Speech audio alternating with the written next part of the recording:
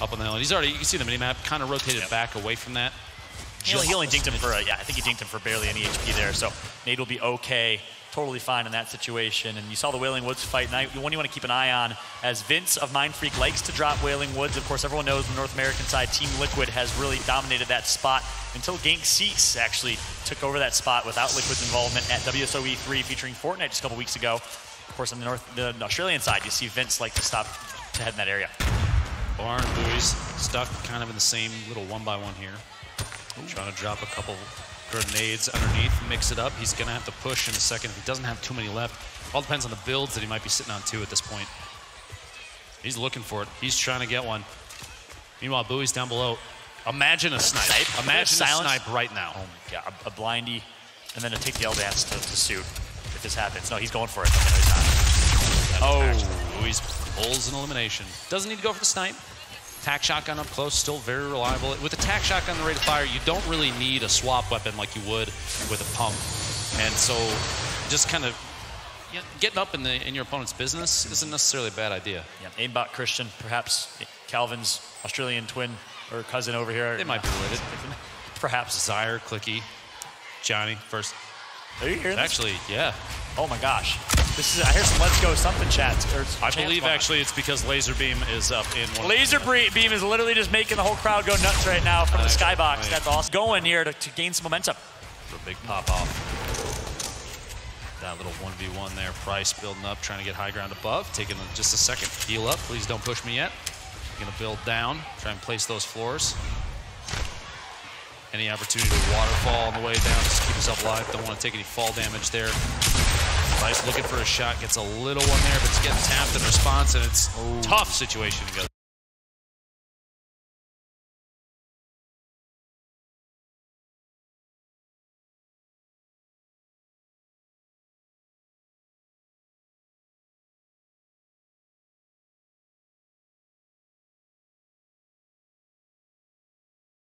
Samuel can connect. The shot, he gets the elimination. Samuel picking one up off of Snowy, puts him at his first. Well played there. Wow. See Krabby who connected on that beautiful hand cannon shot earlier. He's still alive over towards Wailing Woods. Quick note, Ultra right there. If he gets this elimination, this will be his third. That'll be the first point of this game for him. He's going in as fast as he can. The swaps, and he gets taken out. Can't pick up the third elimination. No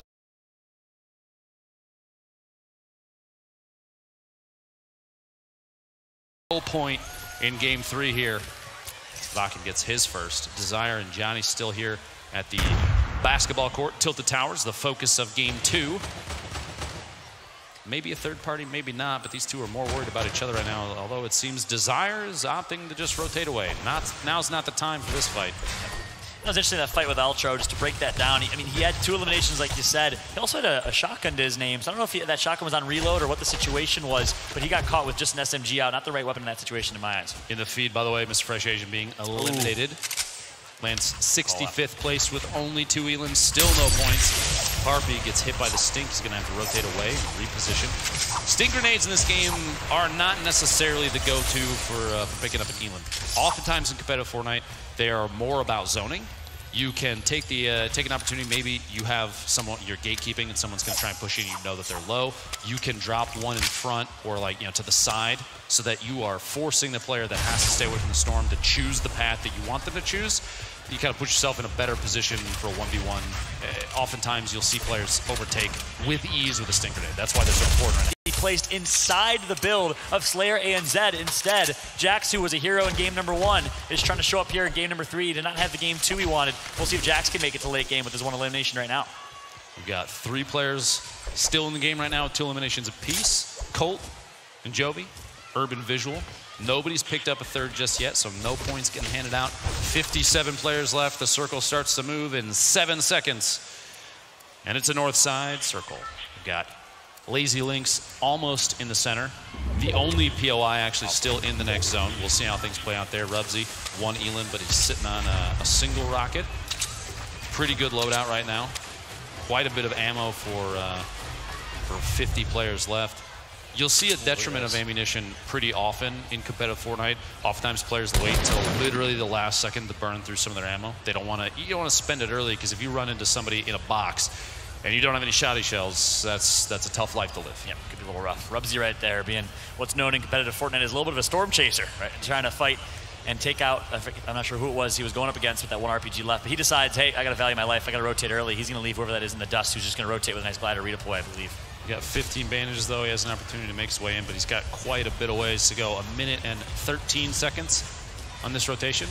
We've got Jesse there in the bottom right corner, your back-to-back winner. Oh, Rubsy gets taken by Zarbi. I think that was the person that he was hunting earlier. I believe it was. Oh, boy. Yep, there it is. He's going to pick up all the goodies. Zarbi gets the last lap. Jesse's still hanging out and lazy, though.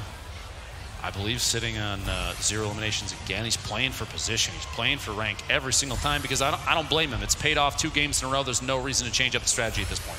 Completely agreed. It's what he's known for, late game, early rotations. We kept saying it. He was the first person to rotate in every moving circle last game. And let's see if he does it again here. But Jesse is just such a textbook player, so smart.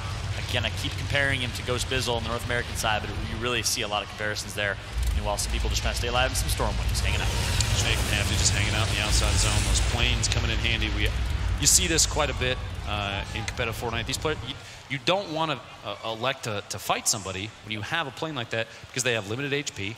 They get blown up, and you're stuck being forced into a rotation that maybe is not advantageous for you. Your best bet is just to stay away from everybody and circle out in the water. Just wait it out. The next circle's about to close. 3 seconds, and we'll see if those planes are going to have to make a move, potentially south over quite a few other players. Still a little bit of water. We have a rift to go, just hanging out down here. Yeah, that's actually a planted rift. He's just hold on to it. No, I'm not sure which one that is. Actually, yeah, smart decision. He's just waiting, because he's going to have that for a late rotation whenever he wants. So he could be the last to rotate here, and then he can actually retake ultimate high ground in one of these last circles before moving circles. Smart decision from Darkrock there to wait and to hold that rift. No reason to push whatsoever, like you said. Just kind of set up shop and wait for everybody to move in. We've got quite a few players that are going to be forced to rotate in. We still have 1 player way on the southeast side, just south of Tomato, that's going to fly in right now.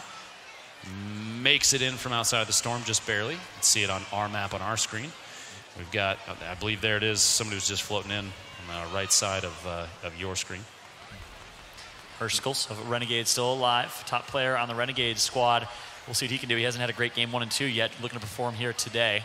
Jax, you see at the top of your screen as well. Keep a close eye on him. Still 50+ people alive in this one. We're going into storm number 4 here in a moment.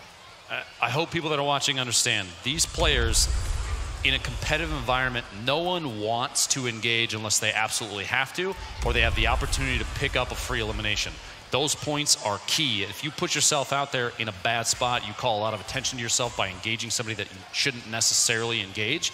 You're asking to be eliminated and not land any points. Nobody wants that, so that's why you see really high player counts going into late game circles.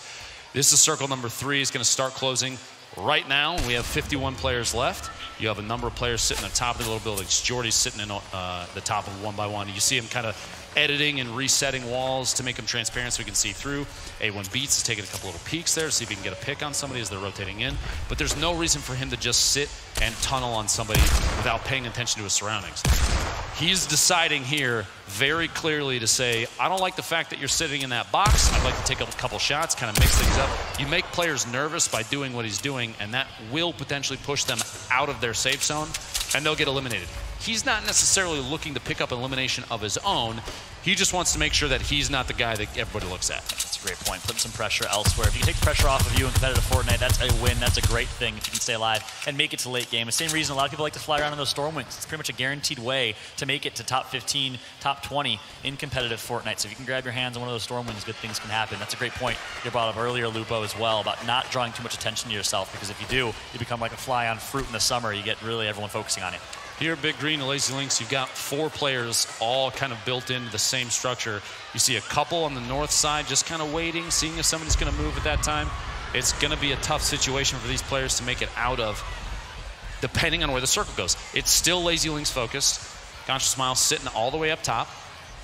Yep. You guys might hear the screams of children in the microphone and in the background. Literally, there are swarms of people that are flying towards the skybox that I think Laser and some of these other folks are hanging out at. You love to see it here in Australia. A lot of fans coming to hang out for the first time with some of their favorite streamers. It is really what I think Fortnite has really done a great job of.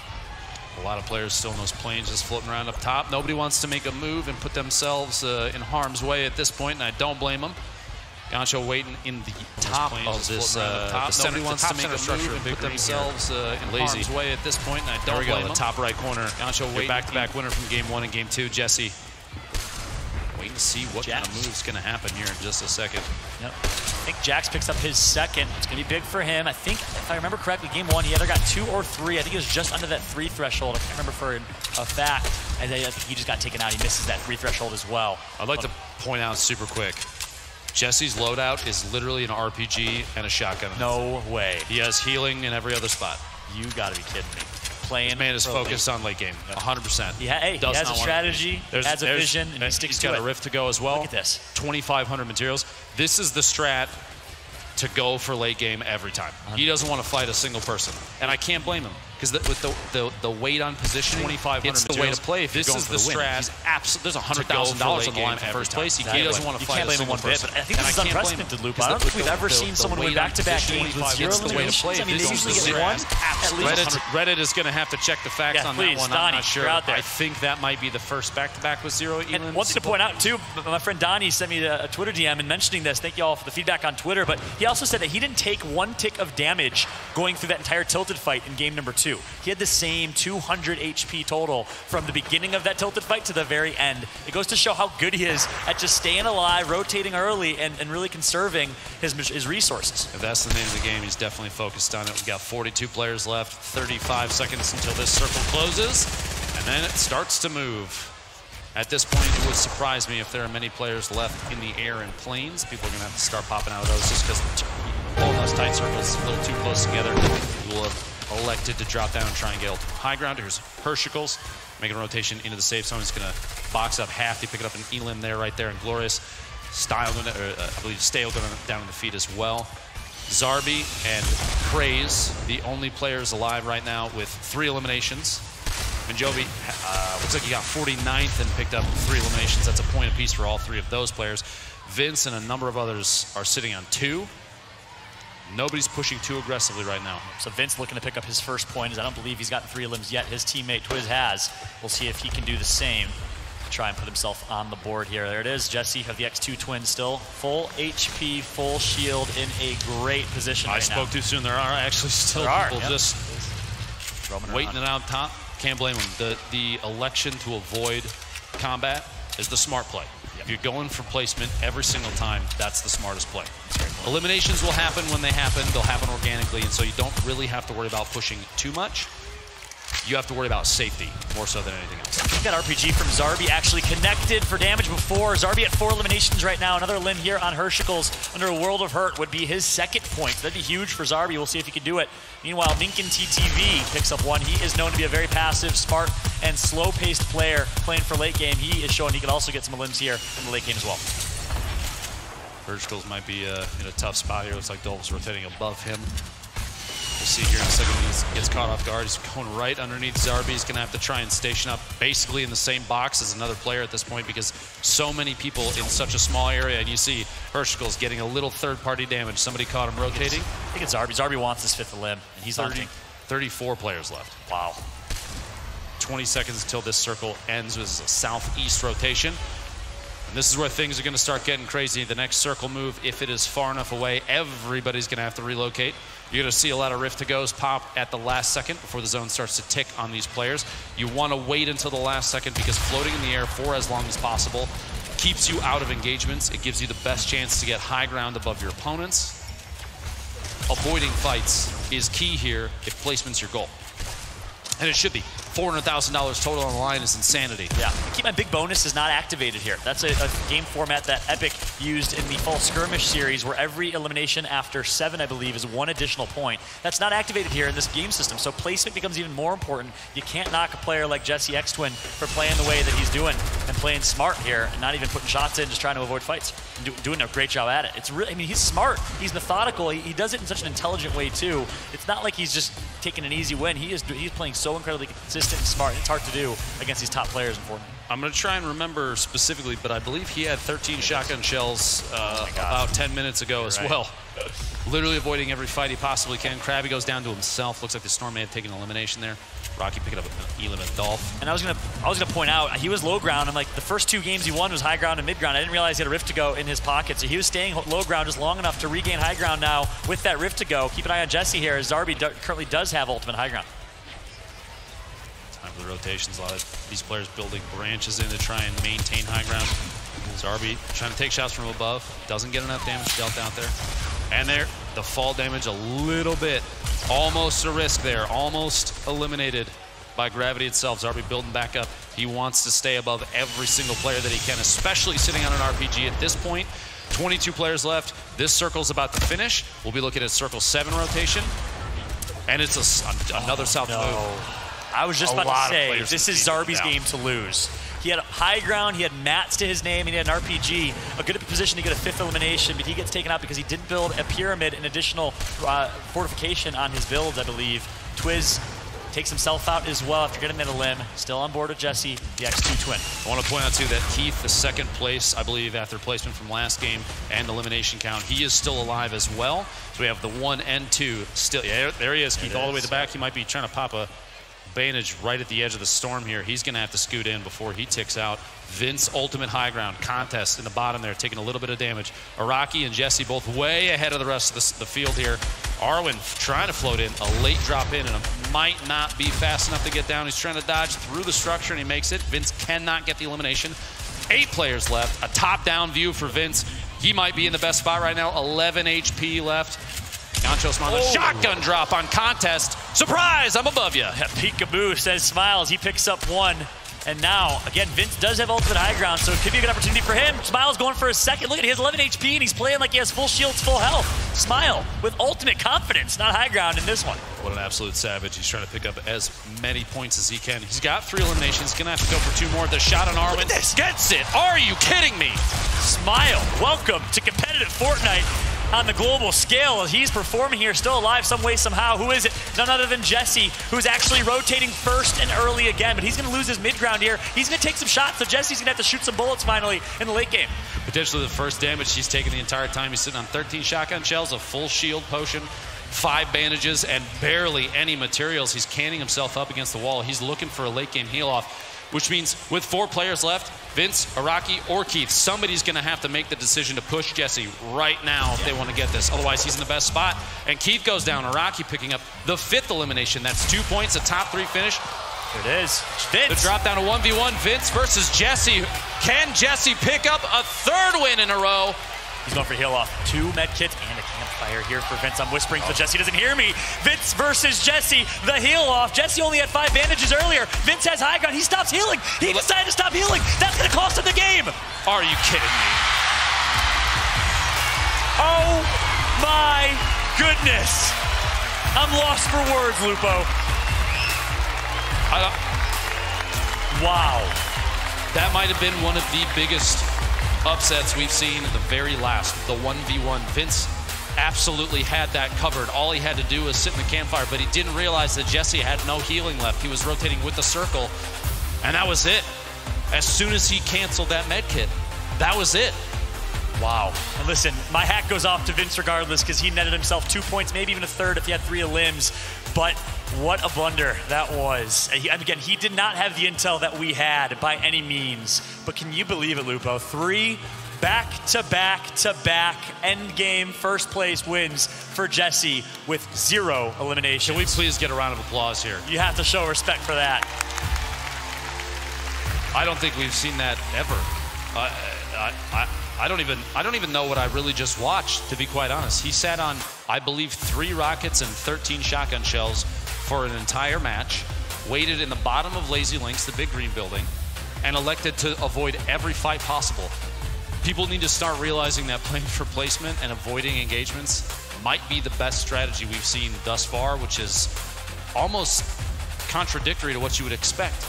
There's points for eliminations, but at this point, if he can just keep landing victory royales, that's 3 points every single time. He's sitting on 9 already without having to do much. Unbelievable. And I'm so mad that they're making you look so smart right now, because we've been disagreeing all weekend about aggressive play, tilted towers, push people in W key, which is my preferred style. I'm more in the Aiden camp.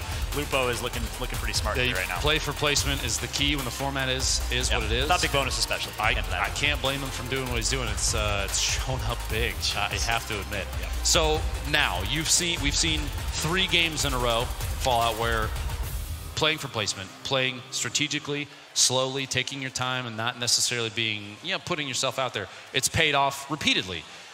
Do you change your strategy if you are one of the other competitors? Do you do that? Do you assimilate that? Or are you going to try and at this point, people have to know where he's dropping every single game. That's a great point. Are you going to try and contest the drop and maybe feed him an elim or 2 or overtake him? If you have a perfect drop, you can land on a weapon that might win a 1v1. Imagine if you pull an RPG from a chest and Jesse's standing right in front of you. What do you do? That's a great point. Listen, if you can't beat him, join him. Try to play for the hill off. Try and beat him in the late game. Look, at the end of the day, he has 9 points. He's sitting in first place. Another school of thought is, hey, that first place finish is $100,000. We all know how life-changing that money is. So, honestly, if you're not going for first, what are you doing? I actually might have to go back in my own words here. Play with aggression in my eyes and try and find a way to take him out. He's just playing so smart, though, that you can't outsmart him. No one's able to outsmart Jesse right now. It's amazing. The king of Australia, yeah? I think so. Speaking of said king, we have him over with Elfish right now. Elfish, please. What is there any way to beat this man? Guys, this is absolutely insane. 3 times in a row, Jesse. Crowd, I need some more cheers. This guy is an absolute monster. Now, I want to talk about the atmosphere here in Margaret Court Arena. You've won 3 times in a row. There's lots of cheers. Everyone's getting hype. Is that affecting you at all? Are you getting sort of inside your mind, or are you kind of blocking it out? Is it just your own little world? I'm trying to block it all out. It's pretty surreal having all these people watching me. Like, in real life, it's different, because in stream, it's just cool. It's a nice atmosphere. Awesome, awesome. I want to know as well, the casters were just sort of talking about maybe changing strategies, either other players or yourself. Now that you've won 3 in a row, it seems like a silly question. Are you planning on changing your strategy? Do you want to go for some more aggressive drops, maybe land tilted, something like that? Nah, all placement, all the way. Absolutely. I think that's probably a good strategy. Do you think, though, anyone else is maybe going to change their strategy up, start to try and snipe you? Obviously, there's $100,000 on the line for first place, and you're gunning for that at the moment. They can come try if they want. Ooh, fighting words, fighting words. I'm excited to see it. All right, last question. In that clutch situation, I think that was probably the closest things I've gotten so far for you today. Did you recognize the situation that you were in where it looked like if it was going to be a heal-off, you were actually going to lose? Yeah, I have no idea. If he had more HP, he won that, so just got lucky. Lucky, maybe, but I think a lot of skill involved there as well. Let's go back up to you, Ben. Thanks, Jordan. Well, if Jesse is the king of competitive Australian Fortnite, does that make Elfish Guy the jester? I'm not quite sure. We'll have to wait and see. Look, for me, it's X2 Jesse, but in reality, it's X3 Jesse, because he's 3 from 3 and doing an absolutely amazing job here, Vandy. You know what's really funny as well? Dr. Lupo tweeted at him being like, 3rd time lucky, and if you ask for it, Jesse's going to deliver. That is a really impressive feat. I don't think we've seen anyone do this, so this is really history in the making yet again. Yeah, well, it absolutely is. We're talking about, of course, the largest prize pool in Australian competitive gaming history. $400,000 on the line across the 100 players here as we take a look at some of the replays from match number 3. Look, there were some big plays there at the start of the game as well. A lot of dancing. I think there were some sick elims coming out from some of the Chiefs guys. Or was that maybe Chief Slayer going down here? Yeah, it was. Actually, Nate XC coming through with the elim there and doing a pretty good job. Other things for me was, I guess, Twiz was a little bit unlucky there, heading closer towards the end, falling down, just not being able to get that build out in time. This one definitely felt like it played out a little bit differently than some of the other matches. Also, the player Goku Keith, he's been placing quite well as so he's keeping that consistency that we were talking about, and it just takes that one bad game to give him a good chance, but constantly I'm seeing him at least top 5. So to hold that positioning right there, he's not changing up his game plan and it's working for him. Yeah, and I think the thing to reiterate as well, Vandy, look, yes, Jesse is 3 from 3, sitting on 9 points, I suspect, by the end of this one, but there's no elims to add to that. There's no extra points on top. You can get 3. You don't have to come first every time. If you're picking up the elims, you're getting 7 or more, you're going to be getting 3 points anyway. So I think you probably have an idea of how Jesse's going to go. You can sort of count out the points you expect to see him getting across the rest of the game. You expect, yeah, probably he's going to make top 10 each time. Yeah. In that match, we did see that it was almost 50-50 on whether he came first or second. He's not guaranteed first every time. The thing I feel that he has going for him, however, is that he's used to playing this style, right? Yep. If you want to change it up and play the same way he's playing, but you're not used to playing that way, and he's used to playing that way, then for me, that actually gives him quite a bit of an advantage. Yeah, it's going to be rough. So if you're used to playing full aggression, you're used to taking every fight, Jesse's style is not going to suit you. It's going to be very, very different. So you can't really copy that. But a player that really did take advantage was Gancho Smile. We saw that he had no chance of rotating in. He was late to it. But then he capitalized. He knew he was only a couple of points away. Sorry, a couple of eliminations away from getting those points. And what did he do? He changed his strategy, jumped into the storm, got those eliminations, got the points. That's the decision making we like to see. Yeah, on the move, sort of on the feet, quick thinking. Smile played pretty well also across that game. And I think, again, the thing to take away here is that Jesse didn't come into that with the perfect fit out. He didn't have everything that he wanted. So you know that you can beat this guy, right? Mm-hmm. If you play it smart, if you get there to the end, he's not guaranteed to have every bit of kit that he needs to win. A little bit of luck is on the line too there. So maybe if you do start playing his way, maybe at the start you're playing for a limbs, and then once you get your point on the board, you get your 3 or your 4. Maybe that's the point where you start to slow down, play it a little bit safer. I'm interested to think what everyone here is watching as well, what everyone, all the fans think, how they would play it in this situation, what they would do. Because again, it's very different to being at home. It's again different to being in your gym jams, Vandy, on your PC, on your console, lazing about, playing with friends. It's a bit of a different situation. Well, you hear the insight coming out as well in the interview. He's saying, I'm trying to block it out as much as I can. It is very cool, but you do get amped with the atmosphere, but it can also be distracting. There's lots of people walking around.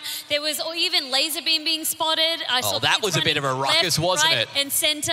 I heard chants. So all this is going on while the players down here are trying their best. And although they do have noise-cancelling earphones, it's still a lot that they need to contend with. So there's also these external factors that they are dealing with.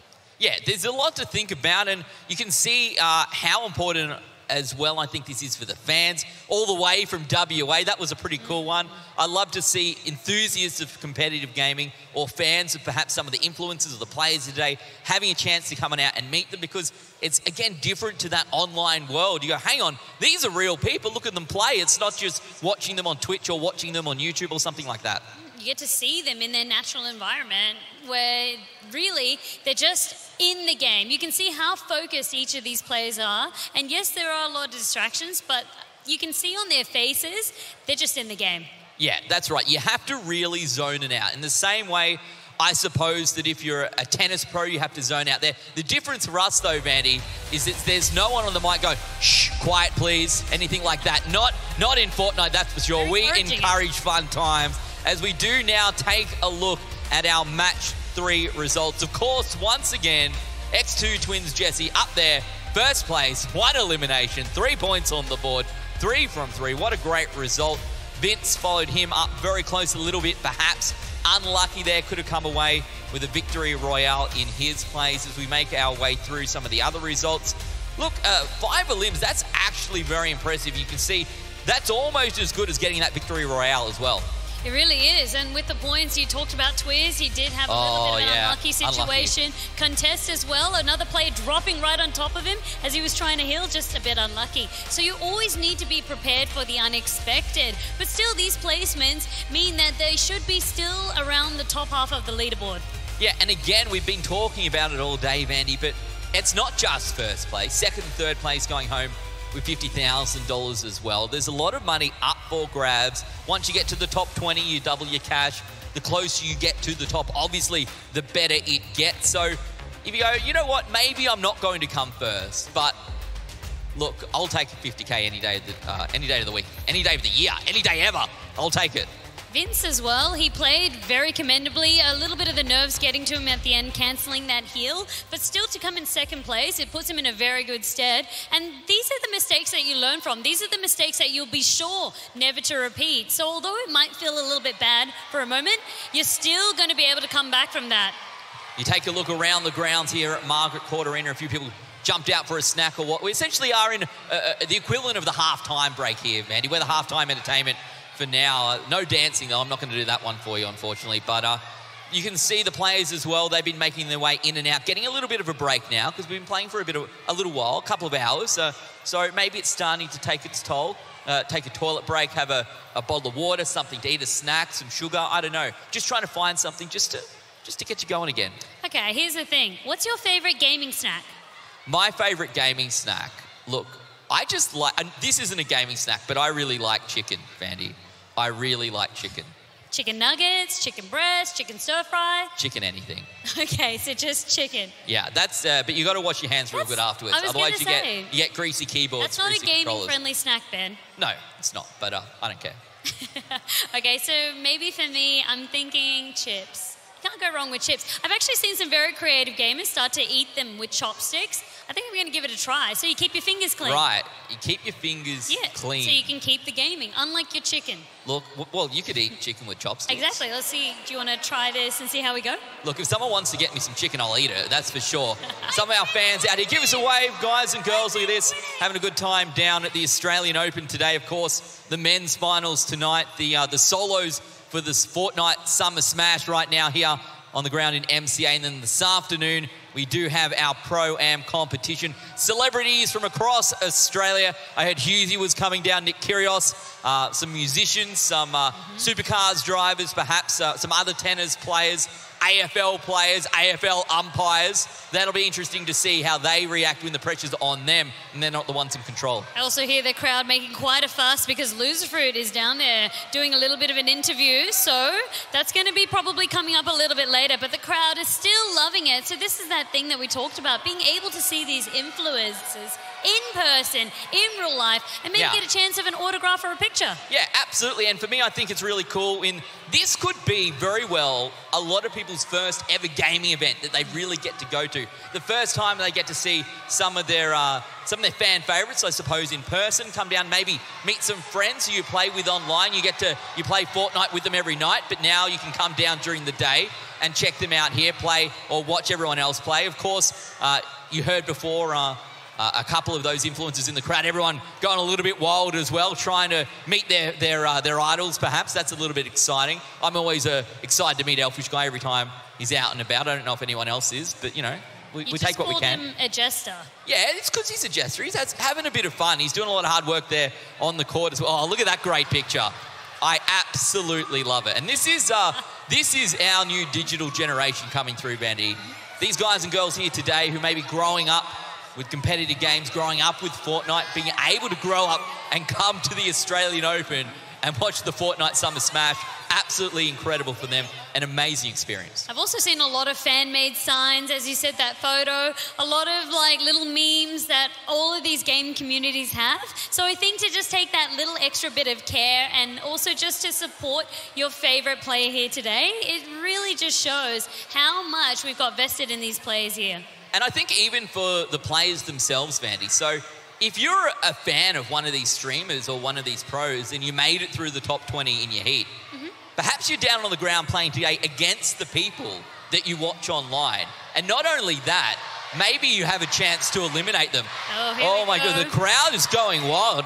They're cheering. It's for Laserbeam. Oh, Laserbeam, look at him go. They're very excited. He's not even playing necessarily. Not till this afternoon. Not yet, not till the Pro-Ams, but you can already see everyone is just off, like knocking their socks off, just wanting to get a piece of him. Yeah, big fans, of course, and look, this is all real, this is all fun times. The dollary dues are real, the fans are real, and the experience is real and very unique, yeah. So I think everyone so far has had a great time. Of course, we're not even halfway through the day, Vanny. We're only through 3 matches of the solos. We have 3 more solo matches coming up. Yeah, then the duos per M. That's a whole other world. That's not the 1 versus 100. That's 2 of you together fighting as a team, Vanny. If you were my duo, I think we do pretty well. Do you think so? Okay, No, who would be the builder? We'd get destroyed. Yeah, we would, but who would be the builder? Not me. But not me either. Well, that's why we're going to lose. Well, guys and girls, that is halftime here for the solos competition at the Fortnite Summer Smash. We are going to take a very quick break. When we come back, it's match number 4. We'll see you soon.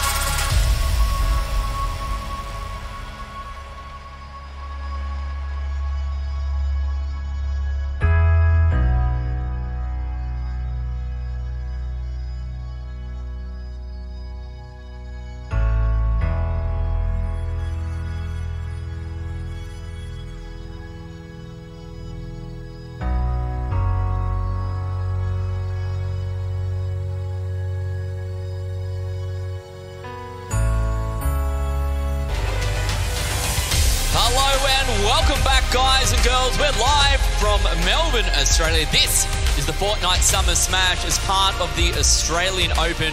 We're sitting atop this epic stage here in Margaret Court Arena just a couple of days ago. The world's best were competing here in tennis, but today it is all about Fortnite. Yesterday, 500 players kicked it off across 5 heats. We took the top 20 from each heat, brought them through again today, all of them getting at minimum $1,000, but what they're playing for, Vandy, $100,000 is first place, $400,000 is the prize pool. This is absolutely incredible. We're breaking records here at MCA. You know who else is breaking records? Jesse from the X2 Twins.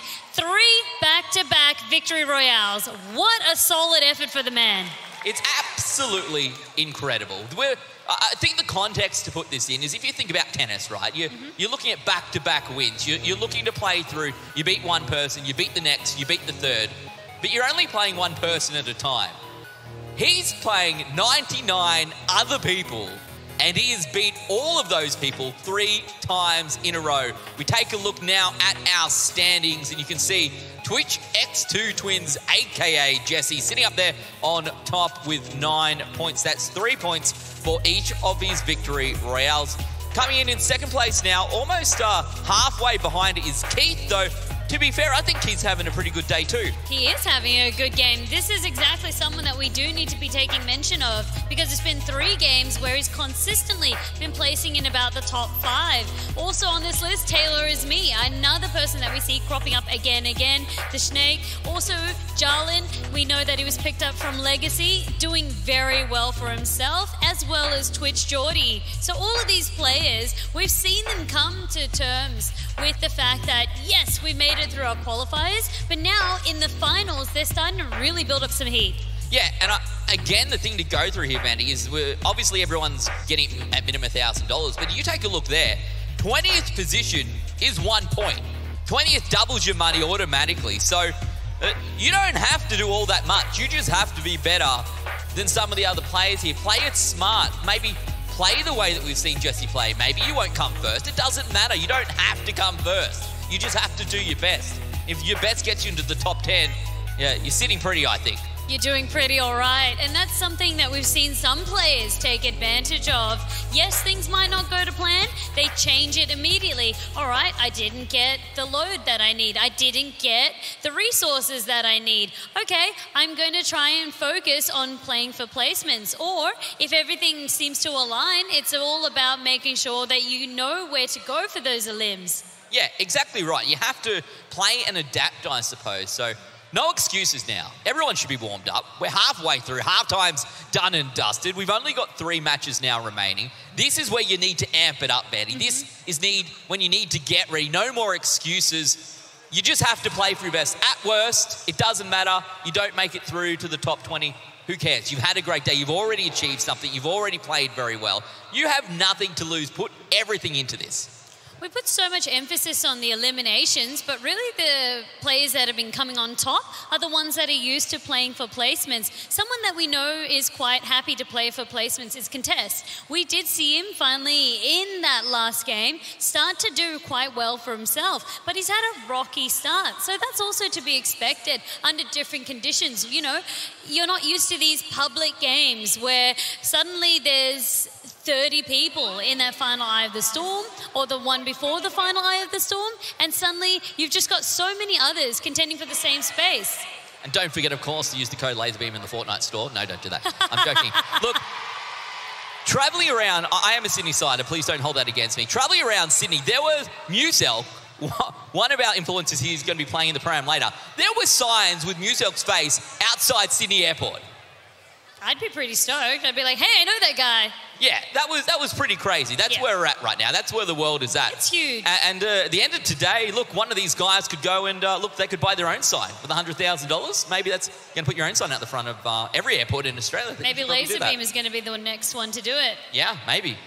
We'll see how that one plays out. Still 100 people competing. For those of you just joining us, we're halfway through our 6 matches here at the Fortnite Summer Smash. We have a point structure in progress. Every time you play, you earn points, you get points. if you get a lot of eliminations, you get points if you place in the top 10 or better. The better you do, the more elims, the more points you get, the higher on the scoreboard you go. It's kind of I suppose, like playing several rounds of golf or something like that. Over the course of the 6 matches, you're going to tally it all up, and at the end of the day, at the end of match number 6, we're going to have one very, very happy winner. Well, these points are so hotly contested. As you said, it only takes that 1 point to put you in that 20th place, where immediately your money that you're going to win skyrockets. So it just still shows, this is after 3 games, Ben. It's kind of telling how grueling this environment is. Yeah, it's a really cool opportunity here as part of the Australian Open. Again, for those of you just joining us, let's go and take a look about what the Fortnite Summer Smash is all about. Location, Melbourne, Australia. The plan, take 100 of the best Fortnite players in the world and fight it out in an unforgettable showdown, and then launch into a memorable Pro-Am event. The players, international gamers Dr. Lupo, Volker Ray, Mr. Fresh Asian, Alex Ace, and Lachlan. The prize money, a cool $500,000. This is Fortnite Summer Smash at Australian Open 2019, and it all starts now. The famous Margaret Court Arena has been transformed from a tennis heaven to a Fortnite factory. Elite gamers from far and wide have descended on the venue for today's battle. After a grueling day of qualifying, the tournament is down to the best 100 players, and they've got their eyes on the title and their share of the $400,000 main event prize money. A star-studded celebrity pro-am event will follow the solo showdown. Strap in. Get set. This is the Fortnite Summer Smash at the Australian Open.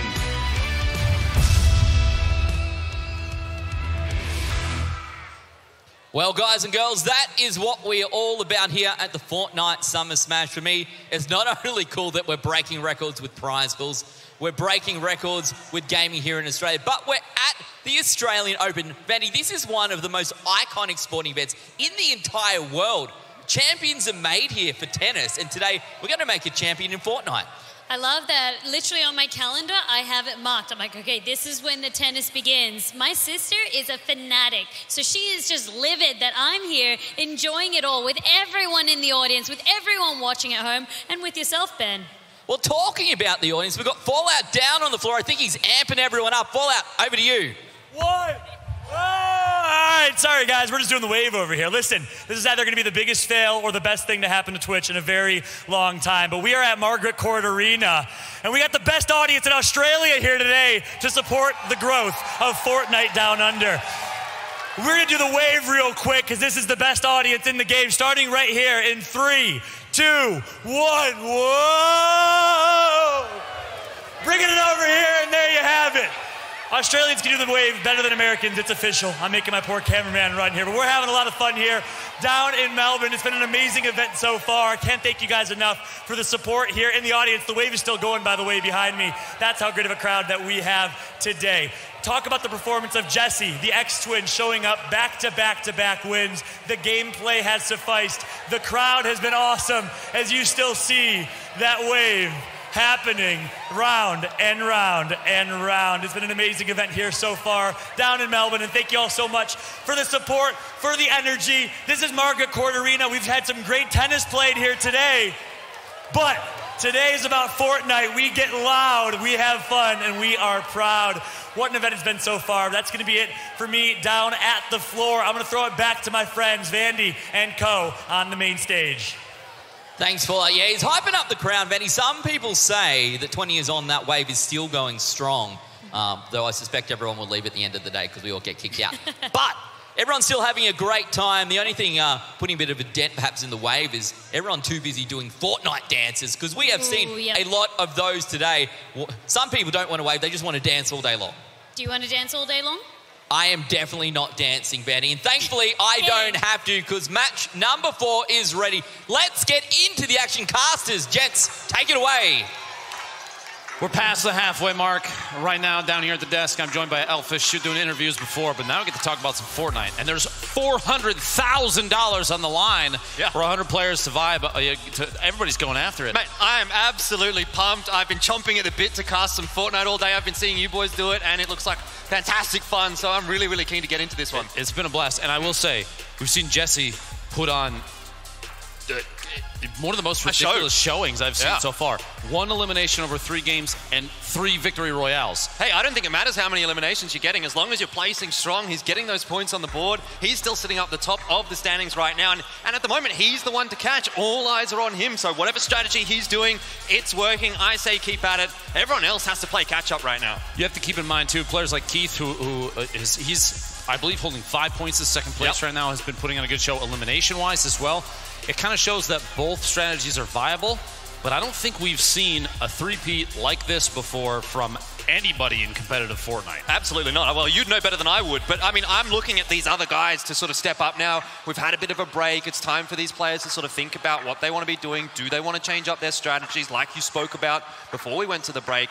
Are they going to start dropping in towards Dusty, where he's been landing, that kind of thing? I feel like if you want to dethrone the current king of Australia, going after him early game is kind of the right idea. Yeah. The problem there is you put yourself in a bad position. You're kind of putting yourself out there to get eliminated yourself. At this point, though, what do you have to lose, right? If you're down toward the bottom of the standings right now, you need to do something to get him off the top and you up a little bit. So you need to take him out early. Make sure he's not getting any points out of any of these next few games. Let us know, too. We're not putting a hit on him or anything. Everybody watching at home. No way. Please don't put this on Reddit. Thank you.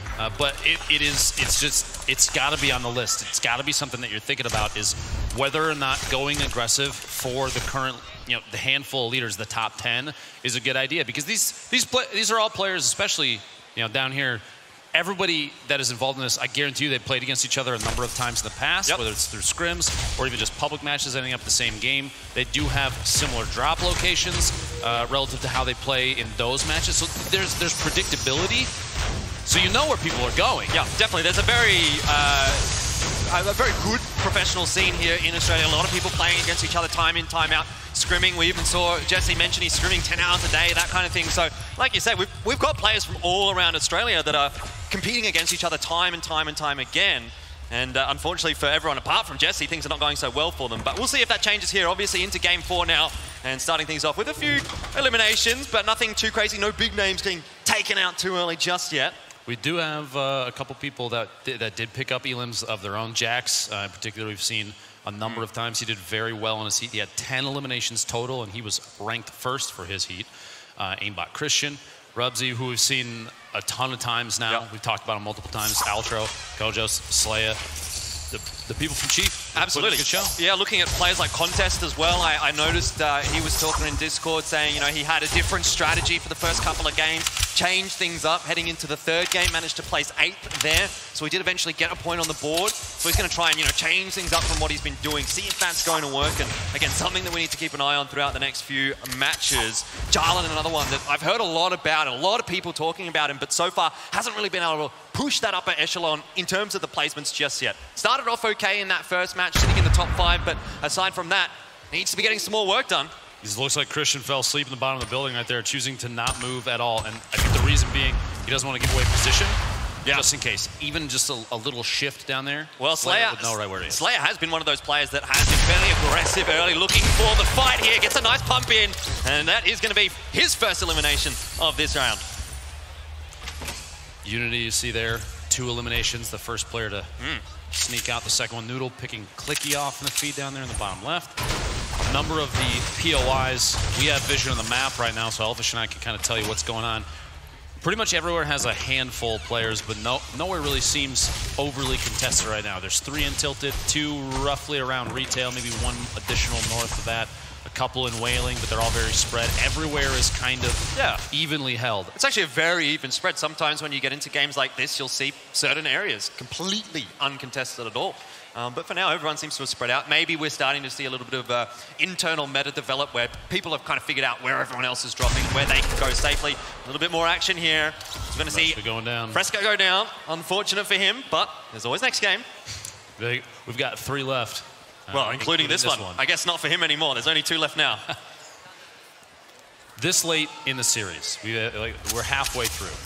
We've seen Jesse win 3 games straight based on survival alone. Yeah. Do you expect at this point with these competitive players, they're intelligent players. They know what they're doing. There's a reason that they got where they are right now. Are they going to adapt that strategy? Do you expect even like a first circle finish with like 80 players remaining or more potentially? Potentially. I think that's what you need to be doing. Either that or you need to be dropping right on top of him. I mean, we're talking about 100 grand on the line here. I don't think that, you know, any friendships or anything like that are a factor at all anymore. You need to be going for that. You need to be gunning for that. You need to take him out of the game. Otherwise, he's just going to run away with things and you don't have a chance. And at this point, it kind of feels like everyone's sort of playing off the second right now. We shall see shortly. Spoiling kind of dropping in here. It looks like nobody else is going to be in this little set of buildings at the south-southwest of Retail Row. Good spot to farm up. Lucky enough to find some minis.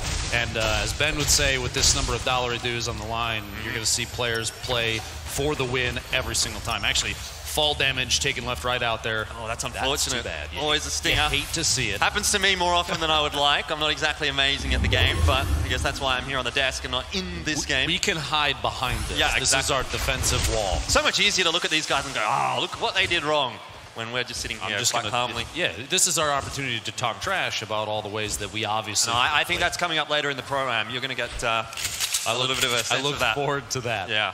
Unity, Wally Wallhack, shy with the 2 elims apiece. Nobody's sitting on 3 yet. Taylor trying to get a little in there. Zipline.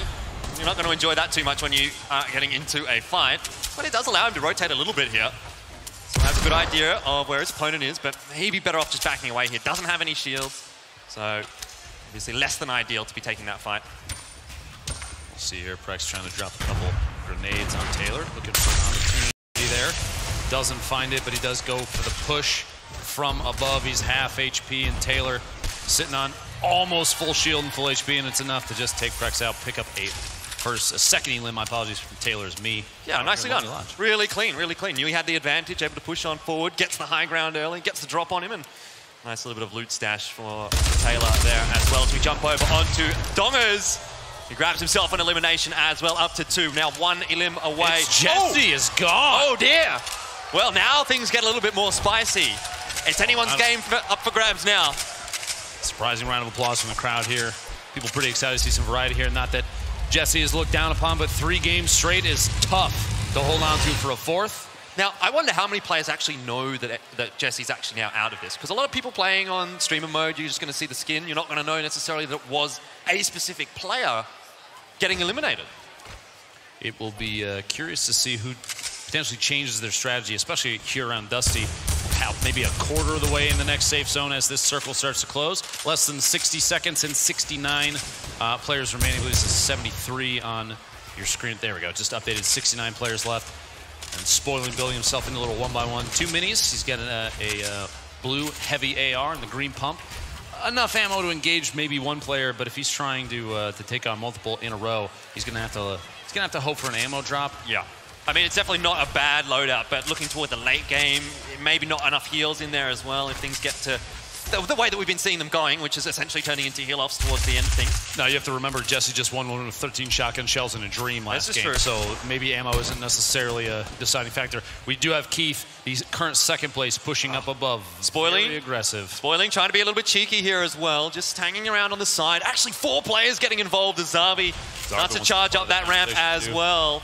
This is going to be a little bit nutso right now because obviously we see the Storm starting to push in as well. All these players starting to rotate. This is where we're going to start to see some eliminations. Now, Keith worried about maybe a potential fall damage issue there. He kind of dropped the waterfall 2 floors down just to build himself a branch up above. Now, Spoiling is in a position where if he takes the opportunity to do so, he could edit that pyramid open, take a shot if he's got a hand cannon, and drop the branch that Keith is on and put him in kind of a tough spot. Ooh, is that 2 HP left? Might be, just about. Down there in the bottom. Looks like he's got some minis at the very least to get some shields up there, but needs to be very careful, especially being so close to the Storm with only that amount of HP. I think he's got the right idea. Trying to disengage this fight, letting Zarbi, letting Gosu Keith try and sort of sort themselves out as opposed to getting really involved there. There's that slight drop. Looks like the structure underneath. And a build fight engaging here. Keith trying to push up. See if he can take high ground back, but he says no thank you. He's going to back all the way back down.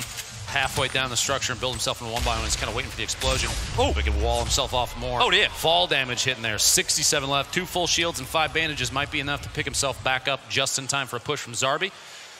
Looks like the other opponent rotated out of that little 1x1 stuck down there against the wall. Yeah, that was Spoiling.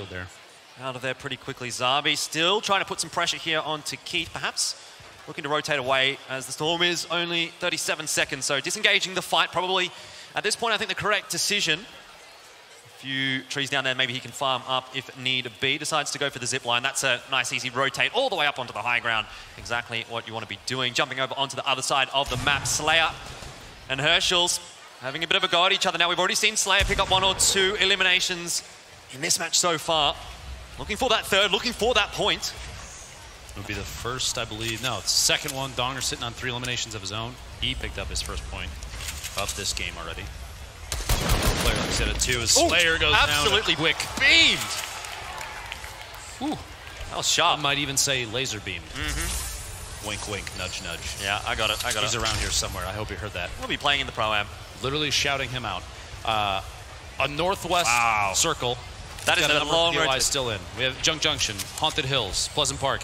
If you were in this situation, you're stuck rotating into this zone. Let's say you have a launch pad or a plane or something. Anything to get you wherever you want. Where would you go at this point? I mean, I'm probably looking at these 2 hills just below or above Haunted Hills. I think they're really the natural high ground that you want to be looking for. You and about 8 other people. Well, exactly. Like at this point, you've got players already stationed up there trying to build up their little their 1x1s, their buildings to sit inside. I mean, that's the obvious choice, isn't it? So maybe it's not the correct choice at the end of the day. If everyone's going there, maybe it's better to stay on the low ground. If you're a late rotation and you try and push into that spot, you're either going to be attached to somebody else's 1x1 or exposed in the open. I mean, look at this. It's pretty much claimed territory at this point. Oh, a Stormwind getting involved as well. Not something we see all the time. Vince under a little bit of pressure there.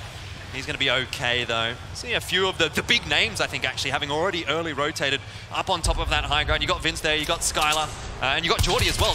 Guys that you've been talking about all day long. Yeah, they're definitely playing on top of their game right now, and it shows because their positioning, preemptive positioning, is always very good. They're thinking ahead, and they're not necessarily getting stuck on a one-off fight as someone rotates in from the zone, something like that. Wally Wallhack building up the ramps above and below to cover any shots from above. He might get third party on the push in. It looks like he is okay. Stale's gonna have to move in out of the zone, and this thing starts to tick. We're looking at 2 damage soon once this circle closes, and that's in 13 seconds. 51 players left on the Rocket. A little storm fight here. Stale's not afraid to try and go for it. I was going to say, he's got this Portal Rift. I think he's going to be forced to use it. Probably doesn't want to use it this early on, but the situation dictates that he must. A lot of eliminations starting to come out now as the rotations are forced, and the fact that it's such a long rotation as well for the majority of the players, that's going to cause a bit more havoc as well. We did see an elim in the feed from Mr. Fresh Asian, who we've been waiting. We've been sleeping. Gonna make some noise if you're waiting for Mr. Fresh Asian to put on a show for you. That's what I'm talking about. I would expect it before too long. Players that are as confident and highly skilled as that, they know how to kind of flip the switch. You get stuck in a rut, you got to change your game up, and I know that he knows what he's doing. Here we go, in Pleasant, trying to rotate in, preemptively moving for the circle. He may not realize that back behind him in the doghouse there actually was a player. There's 2 to his front left. He's got a number up to the northeast on top of a mountain as well, but he's pushing directly at a handful that are already built up and established. And his loadout for long-range engagement isn't looking fantastic. He has a handful of materials, about 1,000, 1,100 to his name. He's got enough ammunition in the blue AR that he can take some engagements at a distance, but it's not going to be anything to write home about. We just kind of got to wait and see. Well, I think he's recognized that. He's going in. It's time with third party. Yeah, close range. He needs to get those elims, needs to get some points on the board so you can understand the aggression right now from Mr. Fresh Asian, but there's a lot of players around him, so needs to be careful. Just setting himself up in the 1x1. Some explosives headed in his direction. Not putting him under too much pressure. Seems pretty chill right now, but still outside the safe zone. So eventually he's going to have to move. I think at this point he's kind of waiting for an opportunity to gatekeep. He himself, like you said, he's not in the safe zone. He's got 1 minute and 20 seconds. I would say based on the distance, probably about 1 minute until the storm is going to be on top of him. Yep. So he's going to have to move, but he doesn't have to do it quite yet. And the players that are in front of him that are going to move in, he's just waiting for a chance to build up a point buffer.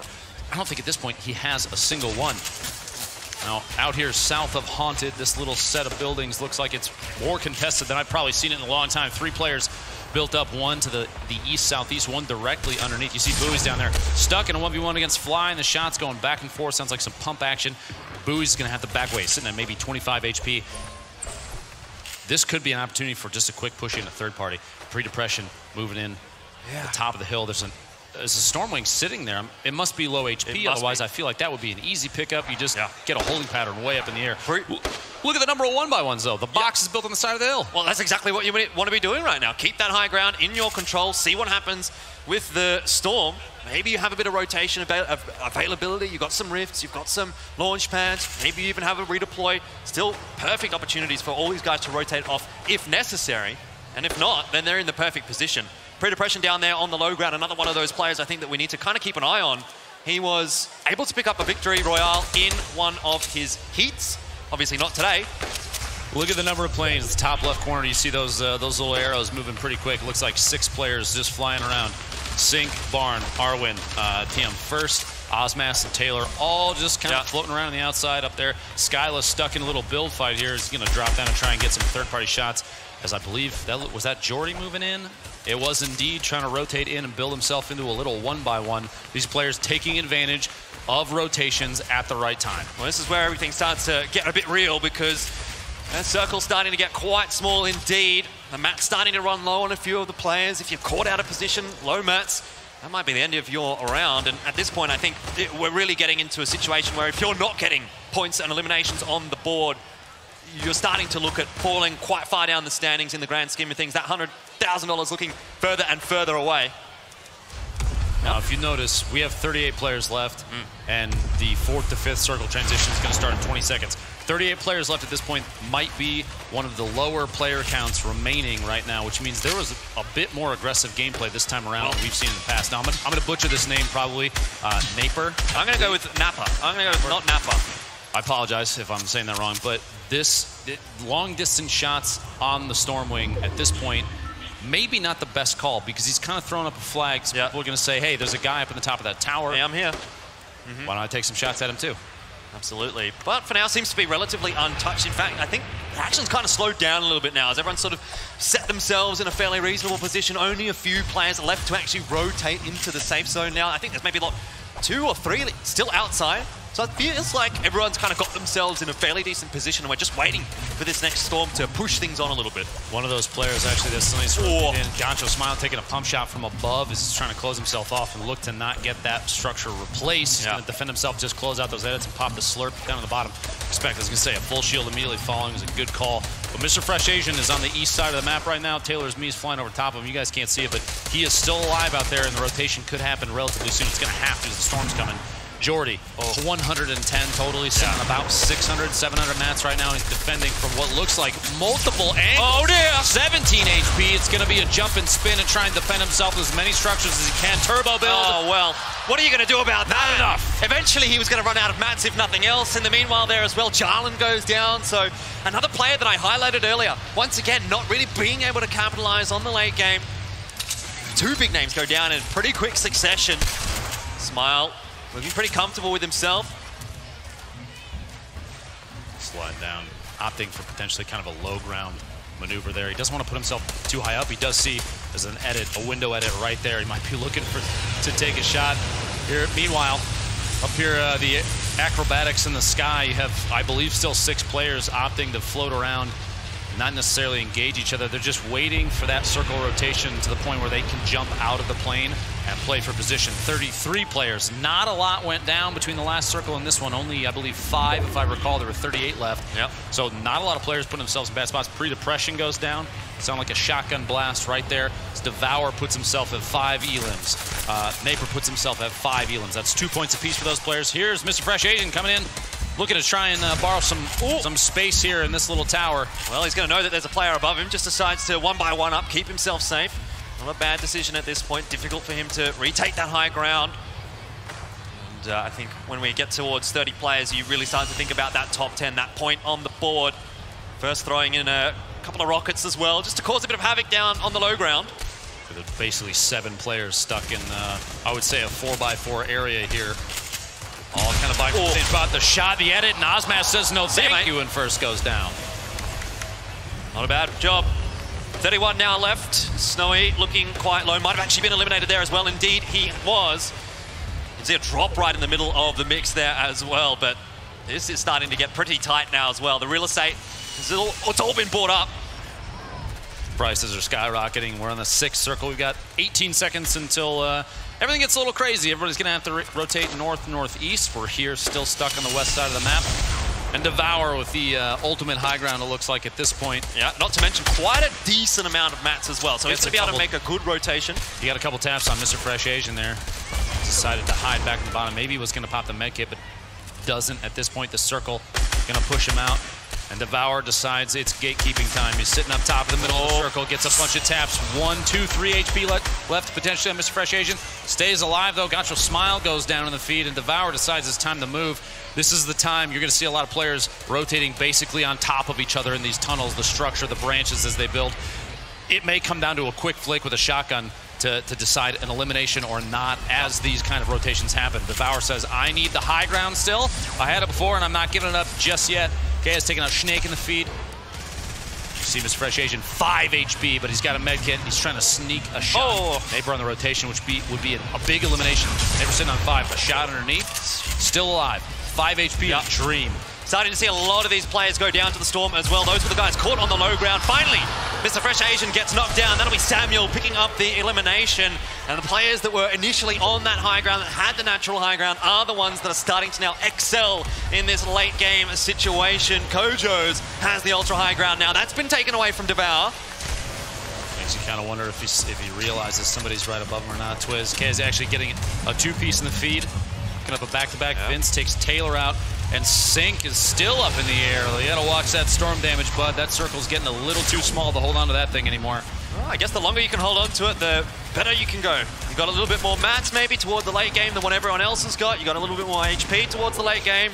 That's what it comes down to. Vince does get dropped, unfortunate. 2nd place in the last game. Not going to be able to do too much here. Sits in probably 12th or 13th as we head towards the top 10.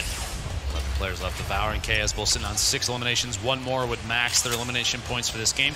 But Kojo's the ultimate high ground. There's one person above him. Well, I believe it's still Sync in the play. Is it the ultimate high ground? Is it really the ultimate high ground?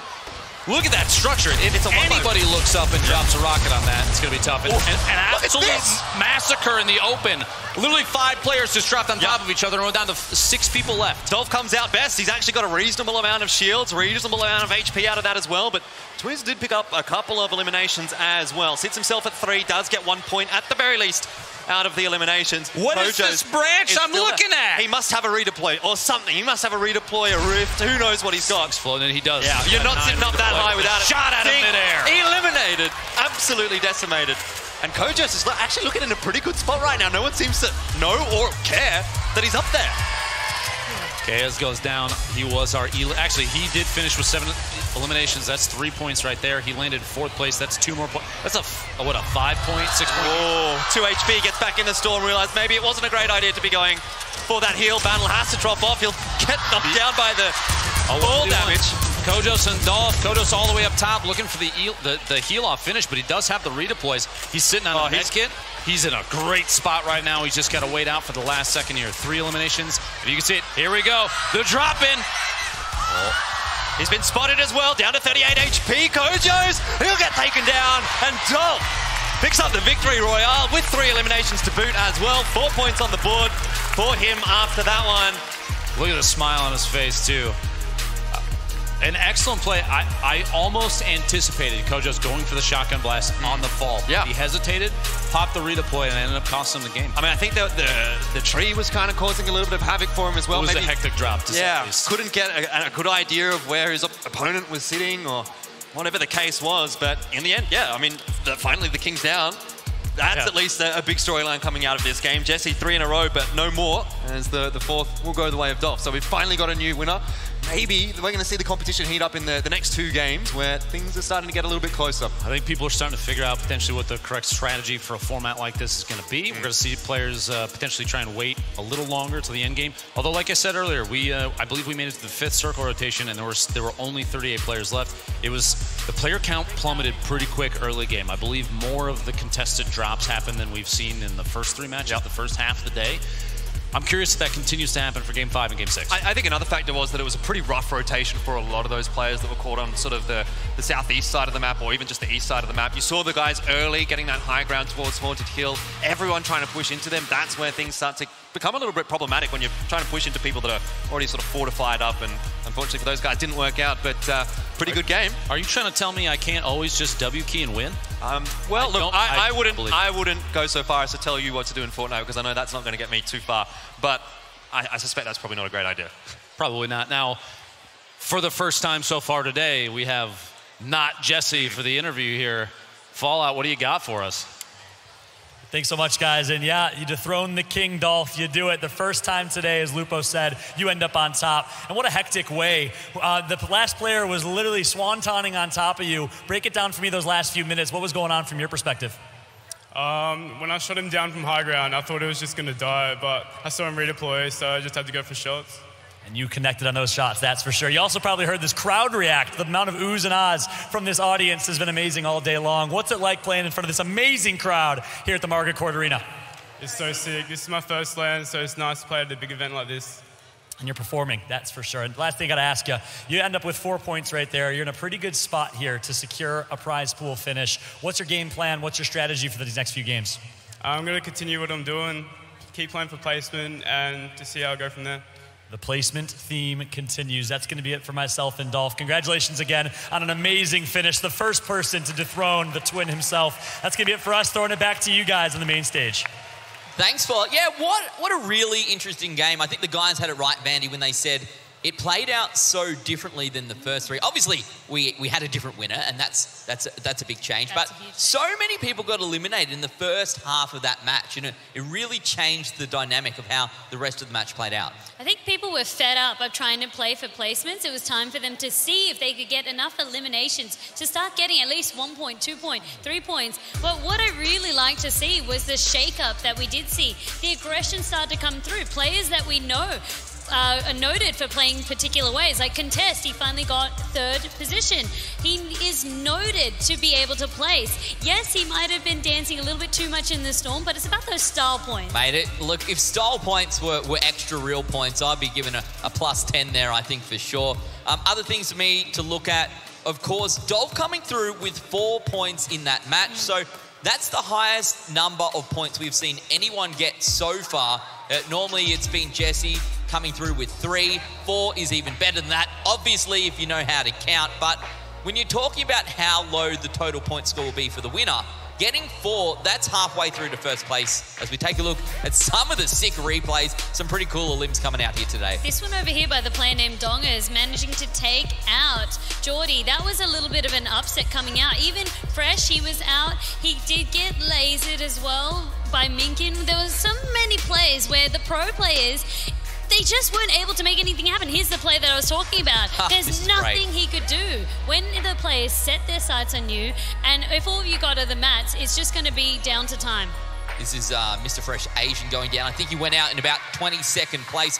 Very much better than the first few matches, but at this point of the day, perhaps his scoreboard not looking all that good. It's going to have to find something really amazing in the last 2 matches if he thinks he's going to stay in the game. And this one, look at that, our last elim coming out there.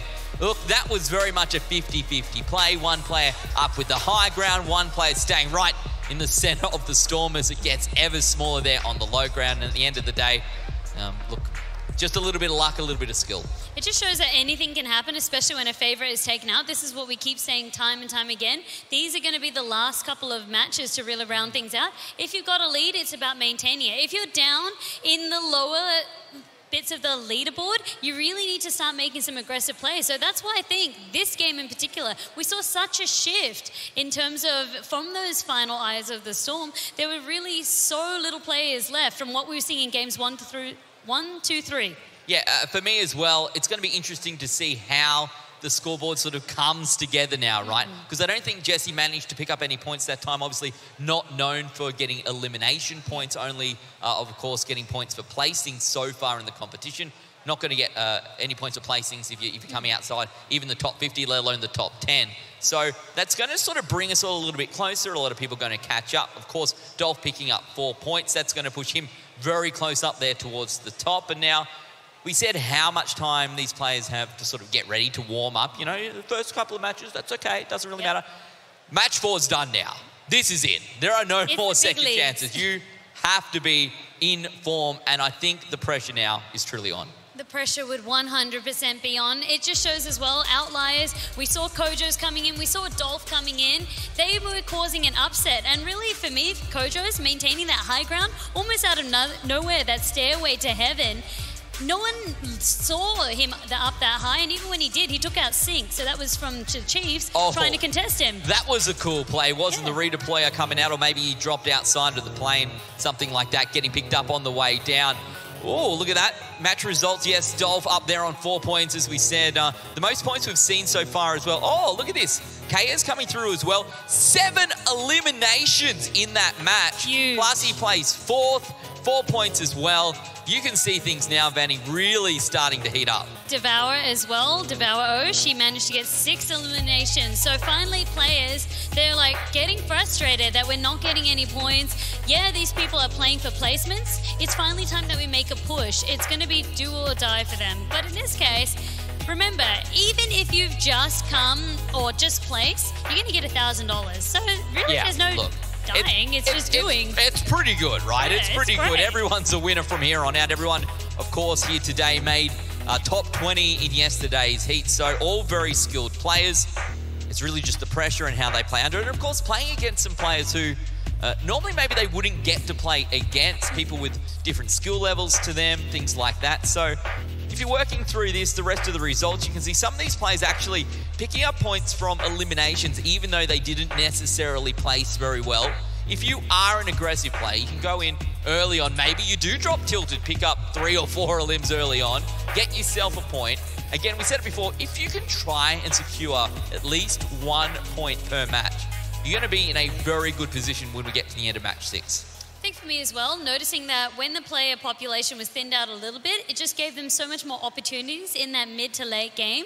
When you have about 40, 30 players remaining, as I said, those battles that break out, it's very, very hard to contain. It's one slip up costs you it. Whereas when there's a lot more breathing room, we saw it was a totally different late game. Everyone felt a lot more composed. Yeah, everyone playing a little bit more safely, I suppose, right? When we're in that sort of scenario, when there's so many people still left on the field, when the storm is so very big, and you're like, oh yeah, okay, we'll play safe, we'll play safe. All of a sudden, half the players are eliminated, and you're like, all right, here we go, it's my time to shine. This is how I want to play. I think that's more traditionally how you'd be used to playing as well if you're playing at home online, when you queue up and play with your friends and things like that. That sort of style where there's less people remaining after sort of the first or second storm, that's what a lot of people would be used to. Whilst traditionally in this sort of competitive format, you might see 50 people still left as you head towards sort of storm number 6. As we're still calculating the rankings, it's going to be interesting to see the shift though. We did see a little bit of that upset. Jesse, as we know, got taken out quite early. However, his total rankings, he's got enough of a lead where one bad game isn't going to throw it. Vandy, it is time to take a look at our updated standings. Let's throw this one up on the screen. On top, still Jesse from the X2 Twins up on 9 points. Dolph, wow, look at that. Clearly Dolph only had 1 point on the scoreboard after the first 3 matches. He gets to match number 4, picks up the Victory Royale, picks up a few limbs to his name as well, skyrockets into 2nd place, feeling pretty good about himself. Of course, we move through there as well. A number of players here, Vandy, still sitting on 5 points. And if X2 Twins has 1 more bad game, we're going to see a few people perhaps really right at his tails there. Starting to catch up, exactly as you said. And from Dolph and Devour, we saw finally the eliminations were paying off. To get the 2 points meant so much in terms of shifting them out the leaderboard. So it still shows that it's anybody for that 2nd position, for that 3rd position. But for Jesse, he can't afford any more bad games because that gap is closing. Yeah, we're in a pretty tough position from some of these players as well right now, Vandy. I know you're going to be casting the next match. Is there anything that you're looking out for here? What is the thing that you want to see these players do a little bit differently? Still keeping to their true selves. So if you are an aggressive player, sticking to that. If you are going to play for placements, don't alter your plan. So we did see a little bit of, I guess, where we saw some players maybe trying things a little bit outside of what they're comfortable with. Take those learnings and use them in the next game. Well, Vandy, you're going to head down to the desk in just a second, but before you do, we've got a bit of a video to take a look at. Let's see what it is. Location, Melbourne, Australia. The plan? Take 100 of the best Fortnite players in the world and fight it out in an unforgettable showdown, and then launch into a memorable Pro-Am event. The players: international gamers Dr. Lupo, Volker Ray, Mr. Fresh Asian, Alex Ace, and Lachlan. The prize money, a cool $500,000. This is Fortnite Summer Smash at Australian Open 2019, and it all starts now.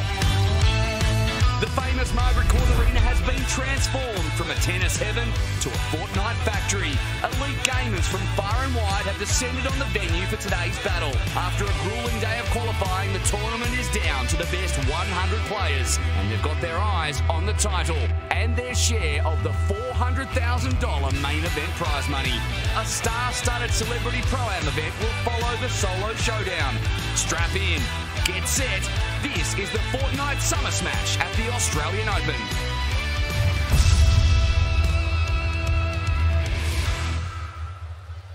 Well, what an incredible day it's been so far here at Margaret Court Arena. We've had people fly in from around Australia and, of course, from across the world. I'm joined now by Fallout. You've moved back up here, promoted to the big stage. How are you feeling? It's been a good day so far, right? What's been the highlight for you of the games? Honestly, there's been a variety of things. You've seen these players really step up to the plate. And yeah, speaking of flying across the world, it's been a crazy trip and a crazy weekend, but it's been a fun one, that's for sure. Seeing the Oceania region on display has been my highlight personally. You've seen a lot of North American and European Fortnite, and now for the first time, these players have a chance to prove themselves. I know there's a lot of under 16 players at home that are grinding, a lot of people in this room that one day will cast on main stage as well. The future is bright, for Australian Fortnite, and I couldn't be more excited. For me, the huge takeaway here is Dolph just said in his interview, obviously with you heard it, right? This is his first LAN, and for those of you unsure what that means, first time that you're not playing online, you're playing with everyone else you're competing against. The pressure's on. A lot of players in the past, when you talk about competitive game, your first LAN was an internet cafe or a mate's house, or you build up. There's no building up to this. It doesn't get much bigger than this, and I am amazed at just how well some of these players are dealing with the pressure here. Yeah, that's a great point. This is the event that you separate the goods for the greats. Who has the ice in their veins? Who is really able to perform under pressure? Players like Dolph showing up today, and gosh, their first LAN ever being the largest prize pool tournament in Australian history. Just let that sink in for a little bit. It's unbelievable.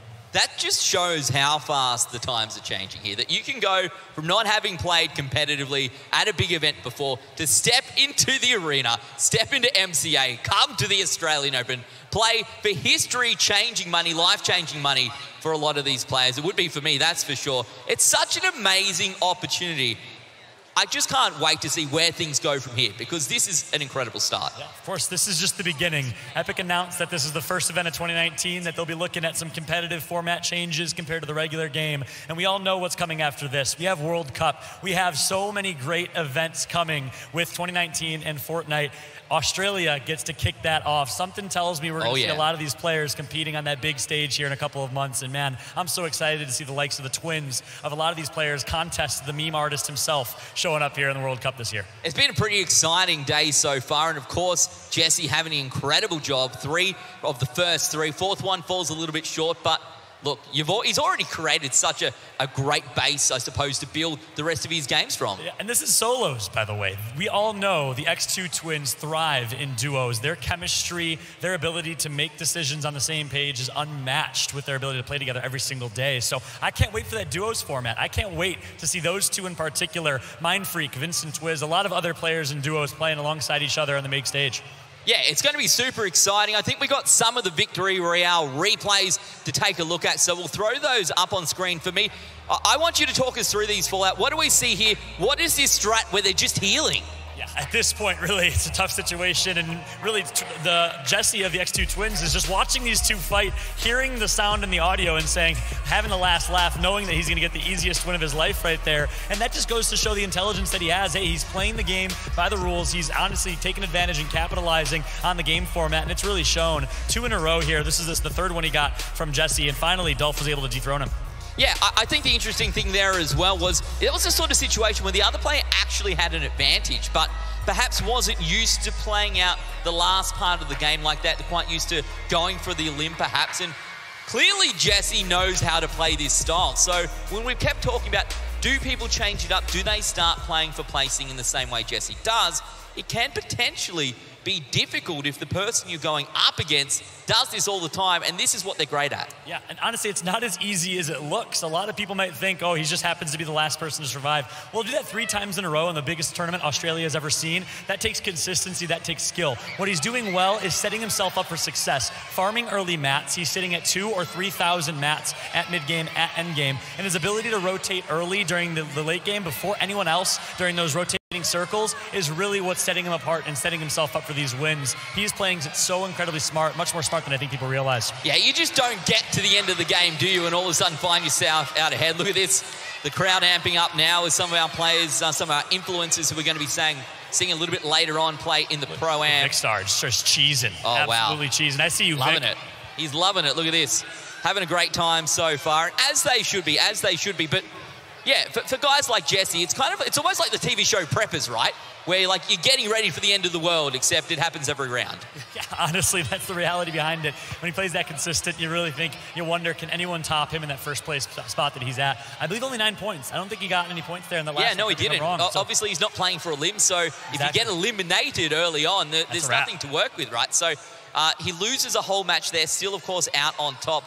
The thing for me is interesting to see, 5 points is second, so still quite a distance away, but one more match like that, and the gap is going to be very, very close. And listen, I'm going to turn it on you real quick. What has it been like to be in the middle of this entire arena and this stage? You see Vic Star and these guys out here interacting and engaging with these fans who've been going absolutely crazy. You see the audience, you see the ambiance. It's really been awesome to see. I want to point out, I beat Vic in a doubles tennis match yesterday when we were on court 3. Just want to put that out there that Vic is 0-1 against me all time in tennis. That was with the children's tennis rackets and the children's tennis nets. Rackets, yes. Yeah. Listen, me and Muselk are the best children's tennis racket players in all of Australia. We challenge anyone out there. Yeah, that was pretty good. For me, I've enjoyed it. This has been great. This is, of course, one of the greatest stages we've seen here in Australia. Again, to be as part of the Australian Open. It's one thing to come on down to Melbourne Park and have some fun and put on a sick event.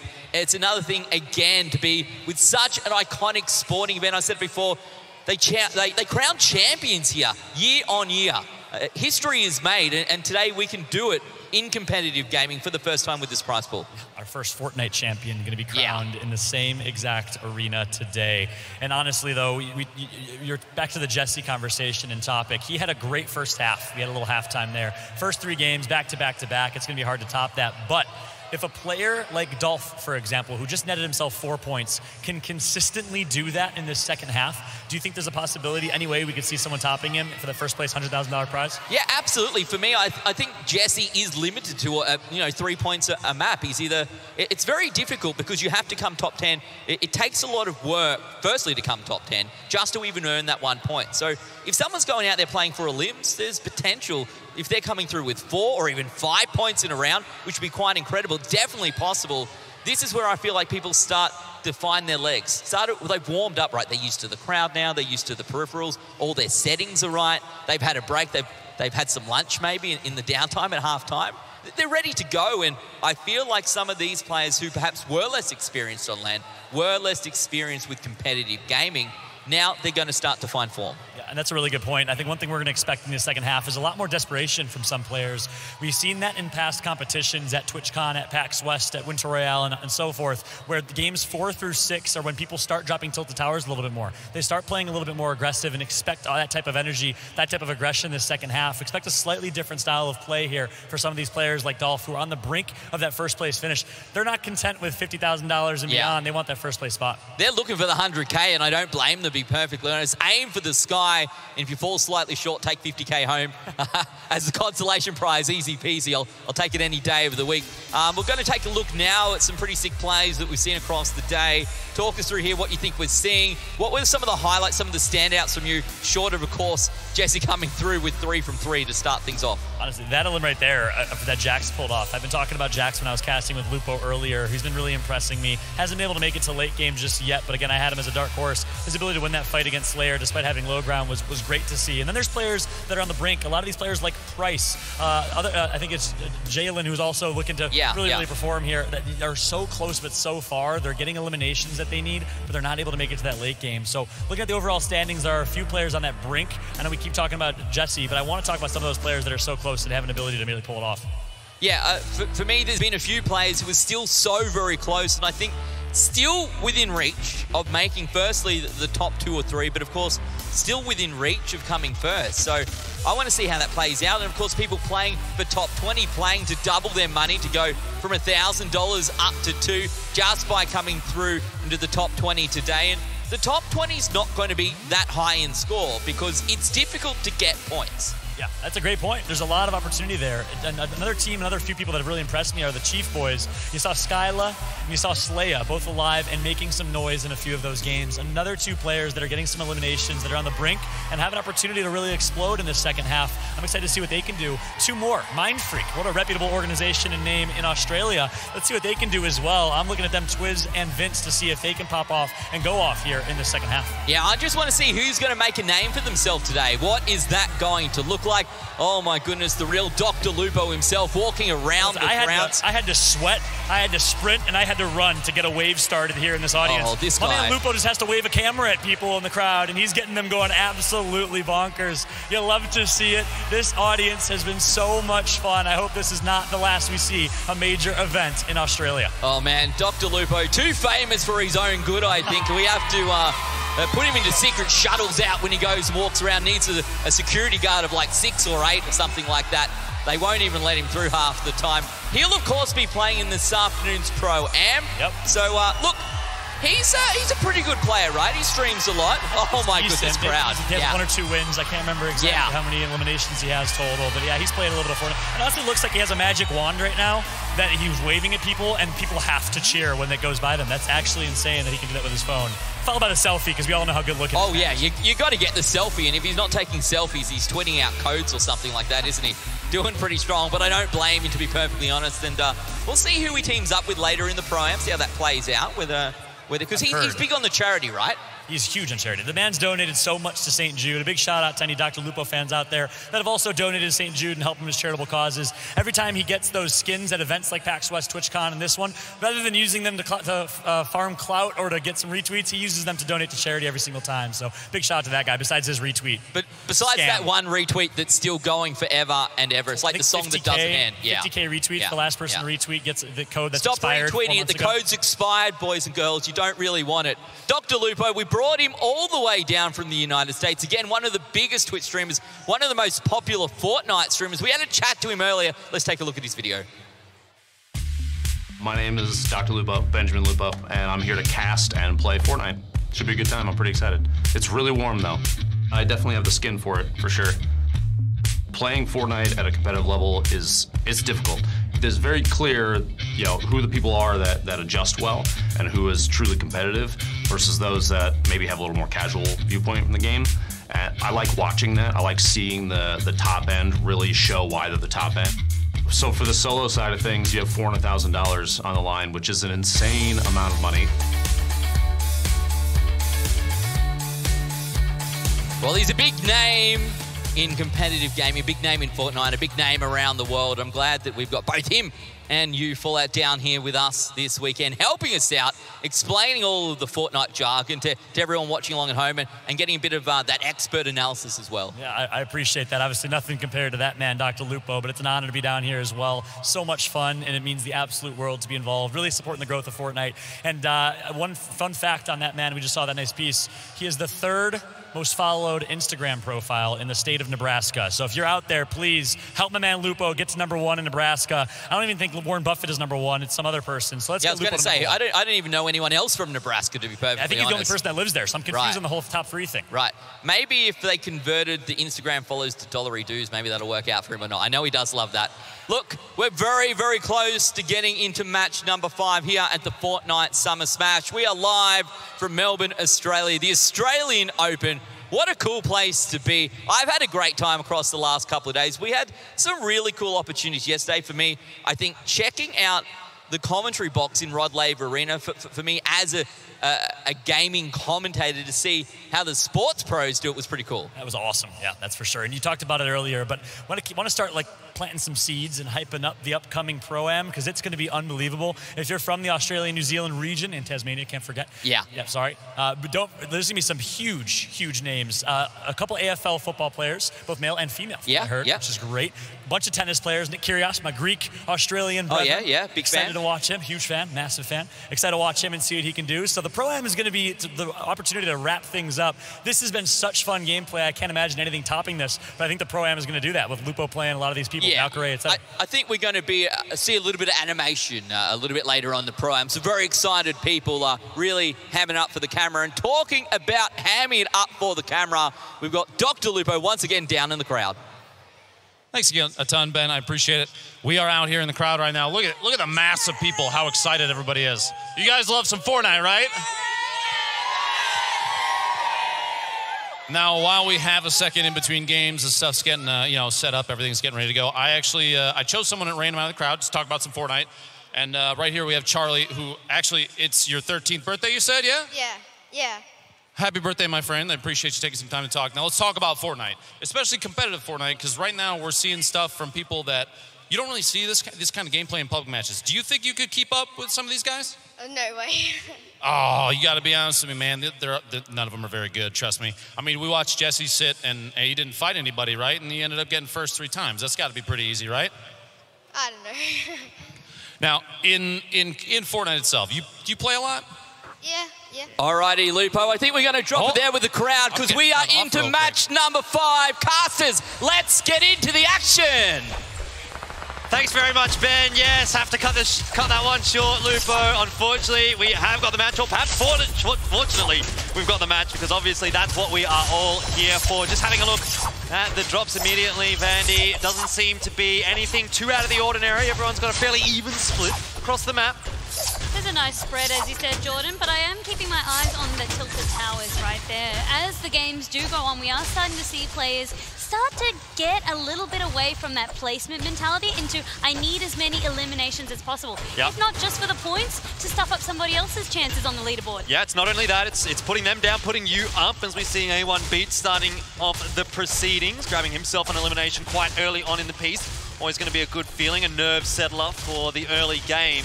But I think that's a big key point you make, Vandy. Obviously, you need to be looking at players like Jesse, players like Dolph that are sitting up toward the top of the standings, and you've got to be thinking, I need to get them out of the game early and finish well with placement and with good elims so that I can catch up to them. Because right now, you're fighting from behind. If you have a look at the spread as well of these players, so you've got Samuel first and a couple of other players that were too quick for me to see, but it comes down to who wants to loot and get the heck out of there as we turn our attention onto Taylor Is Me. This player has been doing very consistent. Oh, Dolph's down. The winner of the last game's he's already out. Sync actually getting the revenge on him. Yeah. I love that. Well, they've been going backwards and forwards all day, but eventually, unfortunately for Dolph at least, things are going to go the other way. Taylor at the moment in a little bit of a go, a little bit of a duel. The player needs to farm up a few more mats, try and build on forward perhaps. I mean, it is still early game, so things are a little bit different to what we're expecting to see late game when it does come to these kinds of duels. Just trying to put a lot of pressure on with that rifle, still retaining the high ground, which is always good to see. And Halfty, he just bunkered down, turtling up right now in the 2x1. Lonely Lodge being anything but lonely. As you said, Halfty does have the low ground. His loadout is not ideal either to take on this fight. There's not really much he can do, and that's exactly why we see the high ground being really, I guess, wanted by a lot of players. I mean, this is not going to be a fun situation at all for poor old Halfty. There's only so much that he can do, only so many mats that you're going to have available this early in the game. And Taylor has the opportunity to just go back, farm some mats. Eventually, the fight, I think, really, at the end, it's going to be the war of attrition, really, that goes the way of Taylor there. Taylor actually opting to get out of that fight, so realizing that he does need to be doing more this time, unable to get the elimination, he's going to go farm up some more mats, try and get some more items. We turn our attention onto Rubsy and Synergy Osh over here. So again, it comes down to these small skirmishes, but just like that, Synergy manages to get an elimination. Yeah, a lot of early fights coming out here. We obviously saw Fallout talking about that with Ben on the stage and saying, you know, towards games 4, 5, and 6, obviously we being now in game 5, we're going to start to see some earlier fights, and I think that is definitely ringing true. Lupo and myself were talking about it last game as well, where a lot of players eliminated really early, and Adams just get absolutely decimated, pumped into the ground. There's another elimination comes out. Really, really early fights here across the board. And that's that aggression that we started to talk about. Players realize that the mats are really going to be coming down to, can we get a good early game? Other players know that we want to get those eliminations. 3 players here, as you said, Campfire. Lots of bullets raining down. Yeah, looks like he's got a lot of ammo in that SMG, but going to be charged from the back. It's aimbot Christian trying to put him under pressure, though. Fight is going to go the way of Varkan. Aimbot Christian knocked down early once again. Now it's back to that 1v1 as we see the Sync Bomb just putting a little bit of pressure onto one of those players there. Looks like it's flushing him out against Varkan. Forcing the reposition, that's a great use of the Stink Bomb right there. If you cannot manage to get some shots, try and reposition them. So very, very good use. I really like the Stink Bomb. I think it's a very good space denial kind of a tool. You know, you look at grenades, you look at dynamite, some people don't like that so much, but I think Stink Bomb's kind of a nice in-between, where it's not going to necessarily take you out in one shot. You do have the ability to adapt to it and sort of overcome it, but it also does serve its purpose in area denial. It definitely shines through in the early and mid game. The reason being that you do have these fights that are in bigger areas. Once you start getting to mid to late, the effectiveness can be denied a little bit. That's why explosives are the go-to. But definitely, as you said, for the early, to be that space denier and really force the reposition, it's a great item for that. Yeah, Boys and Arwen, obviously both aware of where one another are, but Arwen taking the time to farm up a little bit here. Not a bad choice. Not much going on. Boys is inevitably going to have to push in there if he actually does want to get that elimination. I see a boombox in there as well for Arwen, so maybe we might see some tricky stuff out here shortly. Could be. Boombox, we haven't really seen much of it just yet. I mean, the ability for it to just deny and completely destroy any buildings around it is great. Yeah, looking for that wall reset, that quick edit out. Arwen almost getting undone there. It's really a game of cat and mouse at this point. It is. He's going to wrap around the side. Luckily, he's got his sound turned right up, and I like it. It's the Juke attempt trying to come on out. Boys is playing very, very sneaky. Oh, I just wonder how much mats Arwen actually does have available to him, because he has been replacing those walls quite a lot. Perhaps getting relatively low, though. As I said, he was farming up a little bit towards the start of this little fight. Really seems like Boys is the one that's on the front foot, trying to make this fight happen. Arwen doesn't really seem to want to have much of it. Here comes another attempt at a wall reset. Playing way more defensive. There is a Stormwing for the victor of this fight as well. So Arwen not willing to give up any ground, just playing very, very carefully, playing it slow. Really letting Boys be aggressive here. That's going to be one tag. Yeah, Arwen just trying to use that right peak. Does get a decent tag in onto Another both of them. player rocking on Third up. party time. That's going to be Urban trying to cause some havoc here. Immediately, Boys is put on the defense right there. Just grabbing that high ground for Urban Visual. Boys, he's got the mid ground and Arwen still behind him. So this is maybe a chance for Arwen to kind of turn things around. He can be a little bit sneaky, come in here as the third party. He's actually got the Stormwing. Maybe he just decides to get out of here. Boys! Oh no, what's going on? Boys, Arwen, they're all Not going done on. yet. Neither is Urban. This is havoc. Yeah, they could hear him trying to take off. Boys was not letting that one happen. We'll see if Arwen goes for it again. He wants to get out. He wants to disengage. He's managed. Finally, the Stormwing is out and away. Well, that's good news for Arwen at least. But it still leaves the Boys a little bit high and dry. There's another player there still trying to deal with him. Catch a little bit of Stormwing action. Again, jumping out over to Loot Lake. Looks like Slayer has set himself up in quite a nice build there, but there's a ton of players around here in Loot Lake, so definitely need to be careful. Phil on the aggressive, perhaps pushing on through Loot Lake, trying to get some positioning. Arwen as well is one of those players that we have seen time and time again in that Stormwing. That is one strategy that we've seen him employ. So to get away with that, that really does set him up now. A couple of big names down. Jadis and Vince already dropped. And again, we were looking at those Mind Freak players to be top competitors, but so far today, they haven't really been able to sit toward the top of those standings with the exception of the second game. Kudros is absolutely in his stride now. It just takes one of those good games to really make you start to realize that, hey, I can go up against the best and start to make this happen, make this dream a reality. Yep. Turning our attention onto Big Hark. We are still on the outskirts of Tilted Towers. Yeah, no one yet actually having picked up a point out of this game. Having a look across the scoreboard, seeing a lot of players with 2 eliminations, but no one managing to crack that third. Tags. Hark under a bit of pressure. Does look like he's got some minis there to heal himself up. Nade caught out in the open. Oh dear. And that is a very free kill for Phil. And quite a lot of loot to boot as well. Couple of shots means that Phil walks away with that elimination, but also the loot right here. Yep. For some players, instead of trying to get the mats themselves, an effective strategy that they like to do is farm other players. So if you are low and you do have a good loadout, that is often a strategy that you will see some people that are good at the aggression start to do. K's and A1 beats. Going up against each other in a bit of a duel right now. Beats looks to be on the offensive. A little turtling down there from Kays as he knows that he's lost control of the high ground. Just looking to get a better position. Nice pump shot in there, but an even better one out from Beats. See you later, Kays. Next game, maybe. Building high and constantly scanning. Beats had that one so well controlled, and it just took that one peak for there. So he had the whole package. Yep. He had the building, he had the accuracy, and he didn't hesitate. That's the second elimination as well for the game for Beats. So he'll be looking to grab one more for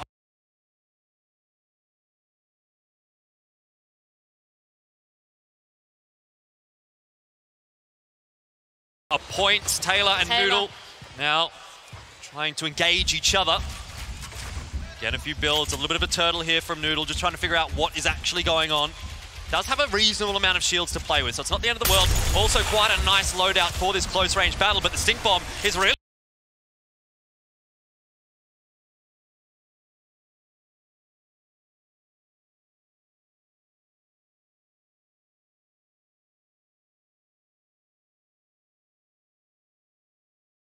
going to force him out of position. He has to edit and make sure that he pushes forward now, avoiding the damage over time from the stink bomb. He still has a lot of cover, Noodle, but he is on the ground. This is not the position you want to be. Often you have to be very, very defensive. Well, looks like Taylor just deciding to rotate off, get out of there. He's fine and happy. Doesn't need to get that elimination. Looks like he's more so playing for the placement. Still a lot of action going on at Loot Lake. Gancho down the bottom there. Again, not a bad loadout. 6 minis as well. That's going to be nice if we do get into the late game situation for him. And it's going to be getting there that's the real question. Yeah, but he's got his medical supplies well underway. He also does spot Hark, so he's constantly playing. He's rotating in, but he's keeping an eye on his flank. You never want that surprise. Southern Circle here, so a lot of the players having to rotate out of Loot Lake right now are going to have a bit of a sticky situation. You can already see the majority of the players actually around Polar Peak, setting themselves in a good position. Tilted Towers, not a long rotate for all of those players either. Definitely not a bad circle for the majority of the players still alive in this game. There's a lot of outliers, but you can see how quick they are to wanting to reposition now. Even though it is only going to be the third eye of the storm that we see coming on up, it just shows that players, apart from the aggression, they really are starting to put the value on rotating in, getting the spot that you want. Yeah, absolutely. Still waiting for any player to get a point out of this game. There's a lot still sitting on 2. We've got Colt, Urban Visual, Altro, Synergy, Jarlin, all sitting on 2 eliminations. No one yet being able to pick up at that third. Magic number 3. Gancho still under a bit of pressure right now. Slayer this time is the one putting some damage in, and Slayer we have seen being able to pick up quite a few eliminations throughout the day today. His placements haven't quite been following suit, but maybe this is the game. We're expecting to see Chiefs do well, and so far it hasn't been the case, but look, there's still this game and the next to go. There's anybody's chance to make it through to that top placing. Slayer playing that one very, very well as well, really denying Gancho that nice rotate in. So Smile, he's late, he's going to take a little bit of damage, and worse, all the outskirt areas are already going to be taken. So that's what you want to do. You want to use that high ground advantage, bully them in, and then make sure that you yourself manage to get a good spot. Phil starting to push on forward. Jack's another player that we've heard a lot about. But Fallout's favorite, I'm going to champion him. yeah, haven't seen so much yet, at least toward the end of every single game. He's been in there, he's been able to get the elimination. Early to mid, but he just struggles in the late. He just struggles with those final couple of rotations. But from Jax, I mean, it's going to be live and learn. It's just how well he can adapt. Oh. Well, Urban Visual just picking up an elimination does Hype get himself very low. 3. Hype actually eliminated. Unfortunate for him. I mean, look at Twiz on this big, long rotation. Seems like a pretty early rotation out from him as well. Quite ahead of the pack. That's definitely something that you want to be seeing, especially if you are a Mind Freak fan. Twiz... 3 players with sights on you and you're so incredibly low. No cover to be found. He will get eliminated. Papi now, he's reinforcing this area, spotting that there's going to be other threats that we need to contend with. There's going to be 24 seconds until the storm shrinks. Yeah, Papi a little bit unlucky in the last game. Got a pretty poor position based on the storm. And did get taken down by the storm actually itself toward the late stages. So looking to see him have a good performance. He's been consistently placing late, but hasn't actually been able to get to, the top 4, top 5. That's where all the points are. Again, another opportunity for him. Looking at his loadout, not too bad. Not the best, but it's not too bad at all. In terms of eliminations, Urban Visual has actually managed to get enough eliminations to get at least 1 point under his belt. Yep. So he's still alive. It's going to come down to now his placings. And definitely a lot of action going on. Middle of the lake. Having a look down the scoreboard there, you guys can see who's picking up the eliminations. Kojo's definitely one that you mentioned earlier, Vandy, sitting on 2. Urban Visual, I might add, has picked up a 4th elimination. Well, he's leading the pack right now, but Sync picks up his 3rd and does trail just in 2nd place in this particular match so far. So a point for Sync at least. All important points towards the late stages now of this solos tournament. Slayer able to get another one. Big Heart goes down. A lot of the Chiefs boys alive still, as you said. They're playing very, very well this time. I feel like the conditions for them really have started to align. We did also see for Twiz, he really values that high ground. So he went in uncontested. That's going to give him a good rotation. Hopefully he can set up with that. Papi, he's also just spotting. This is where you really want to start marking players. So, a couple of players here just sharing the same compound. It's interesting to see as well. Contest. He's another player that we know. He likes to play for placements. He started really ramping up from games 3 onwards. Yep. And hopefully maybe he could do it. He could maybe get a Royale. He came very, very close last game. Kieran not in a bad spot here. Speaking of the materials, about 1,500. I guess you might ideally want to be maybe 500 or so more, but at the end of the day, it's not terrible for him. His Problem is a bit terrible though. He is in a very precarious position in terms of the map geography, down below Polar Peak. Lots of players around him, lots of players looking at him. He's really in the middle of nowhere. There's a lot of players going to be taking some shots at him and putting him under pressure, so it's not an easy rotation in here for him. Hasn't picked up any eliminations in this game either, so no points for him just yet. There's not a lot of cover. If you have a look at where the storm is now, there's not a lot of cover. You can see already people jostling for those center positions. If you can build high, that's going to give you a great advantage just due to the terrain, due to the geography of this particular spot, but it's going to be hard to get there unless you were either already there to begin with or you managed to rotate in early. Going to be very interesting to see where the next couple of circles do end up here, because look at all the high ground around where everybody is situated. If it starts, you know, toward the middle of the lake, heads up towards Viking perhaps, then everyone's going to have to start building up that hill. And Taylor is actually taken out now by Papi. Not good news for Taylor, but definitely great news for Papi as he gets himself in a 2nd elimination. Picking up some nice loot there as well. Minis, shields, exactly what you want heading into the late game.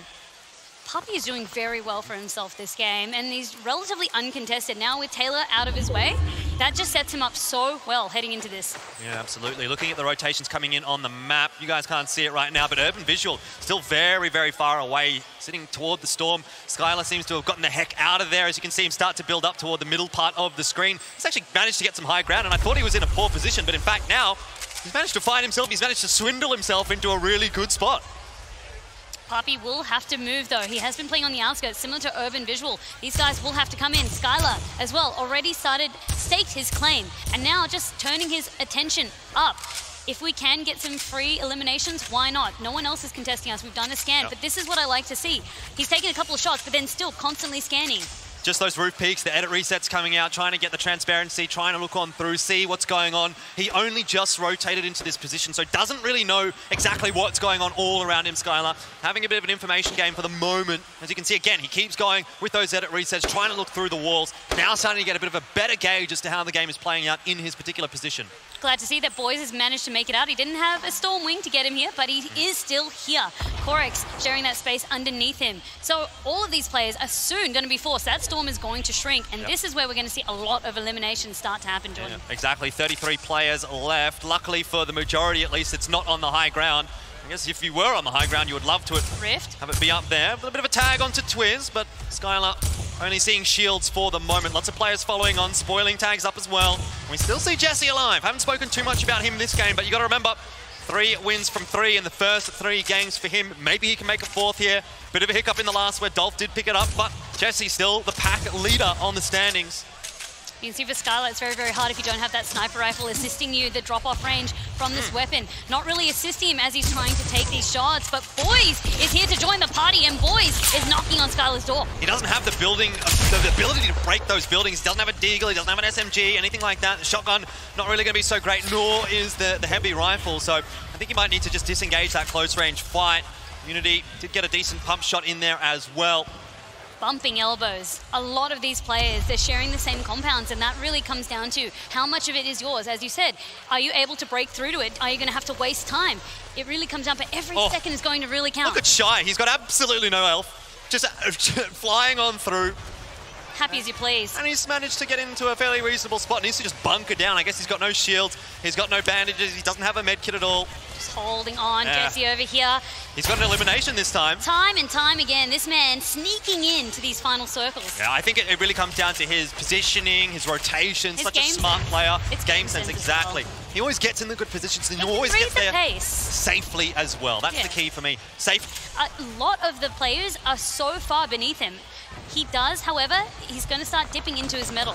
Yeah, still just the 2 eliminations there for Kojo Stone. So he'd love to get one more to at least get a point on the board. Some more rotations starting to happen. We're in circle number 6, so things are going to start moving quicker and quicker. It looks like Jesse's in a bit of an engagement. Gets tagged down to 20, but he's okay. Has a lot of bandages. Unfortunately, no shields, but at the end of the day, you need that health more than you need the shields. Notice the loot from a lot of these players is quite lackluster this game. They have the basics, yes, but in terms of the supplies, it's really stock standard. Well, that's a big one. Parpy going down to himself. That's unfortunate. Arwen, he's actually picked up a couple of eliminations very quickly. Kojo's also found his third onto That's Tainted going to be a Mind point. first. That's a point added onto Kojo. So that's what I said. Keep an eye on this man right here. He's also taking some shots onto Skylar. Storm is closing in, forcing him to reposition, maintaining that high grounder, but getting closer and closer to Twiz. Oh, ramping up, but he's been knocked down. It's going to be okay. No fall damage for him there. Building back up straight away. Has no shields He's left alive. slowly running out of materials. Yeah, absolutely. 500 left. Not the end of the world just yet. Still a fair amount of build, but definitely something to consider. Still in a pretty good position here up on the high ground, but he is being contested for it. We'll see Kieran drop to Synergy as well. Everything's starting to come into effect now. Every single player really being put under pressure. 6 eliminations now for Skylar. He's really skyrocketed up the leaderboard. Look at how close all of these players are, and it's really interesting to see a couple of players still in the middle ground, but Mr. Fresh Asian, he's making his move. What a pump. Exactly what he needs in that situation. Now going to get the roofs down, trying to keep control of this mid ground, this high ground. In fact, I think he might even be the highest player. A launch pad there for him as well to allow him to rotate. Maybe he goes all the way down to the low ground. Doesn't seem like there's too many players down there. To glide it out, just buy some time, let the others fight it out. Here's another one. That's it, he can repeat the strategy. He spots a couple of players, but that's okay, he lands, and immediately he starts to reinforce Skylar. He's only got the shield to his name. Now, if you can get behind Skylar, get a little bit of sneaky elimination in there, could topple Skylar, but at the moment it definitely seems like Skylar's game. X2 Twins down, that's Jesse out. Skylar also eliminated by his counterpart, Sync. And Sync is now, in fact, the player with the most eliminations Explosive left coming alive. out, you've got to use them now. This is what you've been holding on to them for. That's going to be Sync out of the game. Naper, he's holding on. 5 players left. Forced to glide. Araki not in a bad spot down there, all the way on the low ground on his own. Mr. Fresh Asian, a player that we've talked about a lot today, also up on the high ground. He's got a couple of rockets to his name. He's in a good spot, but trouble is he's run out of mats and he doesn't have any way to get down. So I think the Storm is going to be the undoing here for Mr. Fresh Asian. He's just hoping he's going to just build as carefully as he can, biding his time. He knows it's done. Unless someone puts down a launch pad or something that he can land on, he's going to be in Naper's trouble. actually building up. This could be to his advantage. He tries to stick the landing, but he misses it. Unfortunate for Mr. Fresh Asian into the 1v1 now, though. And it's going to be Jinx that picks up the victory royale in game number 5. Things got a little bit saucy toward the end there, but we have another different victor. Skylar getting 7 eliminations out of that one, but only finishing in 7th place, so he'll get the 3 points out of that one. Jinx is the real winner here for me, Vandy. 5 eliminations, 1st place as well. That's nice. 5 points on the board in those standings. Great stuff there for him. Finally, it's time to see the aggression coming out. People know that it's going to be go hard or go home at this time. Jinx played extremely well, and it's very, very interesting. You think that you'd have the advantage with the high ground. No, not if you don't have a way down, not if you don't have a glider, not if you don't have the mat. It's really unfortunate for Mr. Fresh Asian. That kind of almost felt like his game, didn't it? He was up on that high ground. He had the rockets, he had a decent loadout as far as the weapons were concerned, but if he had a redeploy, if grapples was still in the game, he might have had a chance. If he had a rift, if he had anything. But unfortunately, that's the way that the cookie crumbles sometimes, and for Mr. Fresh Asian... I like that he went for it, though. Yeah. He saw an opportunity, he tried his best. Unfortunately, just a couple of millimeters off, but that was really the advantage that we saw, that Napier needed, that we also saw the other players really capitalized on.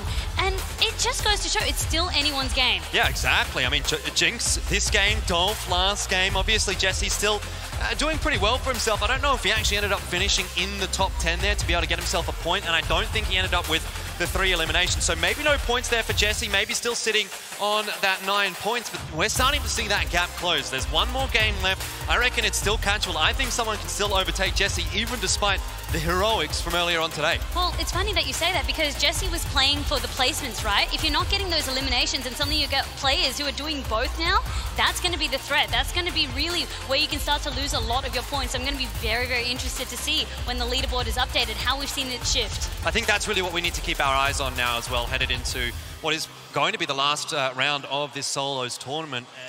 There is a lot to think about when it comes to that leaderboard. You know, we saw a lot of players that were in positions to potentially overtake. How this match is going to sort of factor into those kinds of things as well is a very, very big question. And now in this last game, we have to start to think about what kind of strategies those players that are maybe 3 or 4 points behind the top, what are they going to start to employ? Are they going to be hot dropping right on top of their opponents? Are they going to be going tilted, looking for those eliminations, looking for those early fights, just so that they can get the maximum possible points out of any given game? You know, if you can get 7 eliminations, if you can get that first place, you're going to be sitting yourself with 6 points, and maybe that's enough to take that 100 grand. Well, Jordan, let's hear from the winner himself. Let's hear from Jinx and Dr. Lupo. Over to you guys. Thank you very much. I appreciate it, Vandy. What a set of plays there at the end, and the number of people that looked like they were actually out to hunt you, and everybody down at the bottom. We saw Mr. Fresh Asian, like I said a moment ago, literally a desperation play to drop a rocket on everybody that he could from above. 5 eliminations, though, that gives you 5 points off that game. What do you think made the difference between you lasting to the end and everybody else? I don't know. It's just really split second decision making. I just used my maths right and worked out, I guess. Now, you mentioned a low material count towards late game. That kind of situation could be really tough to play out of. In your situation, in a competitive environment, what's kind of going through your head when you're completely out of materials and everybody else around you might still be sitting on something? How do you play against that? Well, I just try and at least keep a little bit of maths. I can place a wall if I need to protect myself, and basically other than that, it's just hit your shots.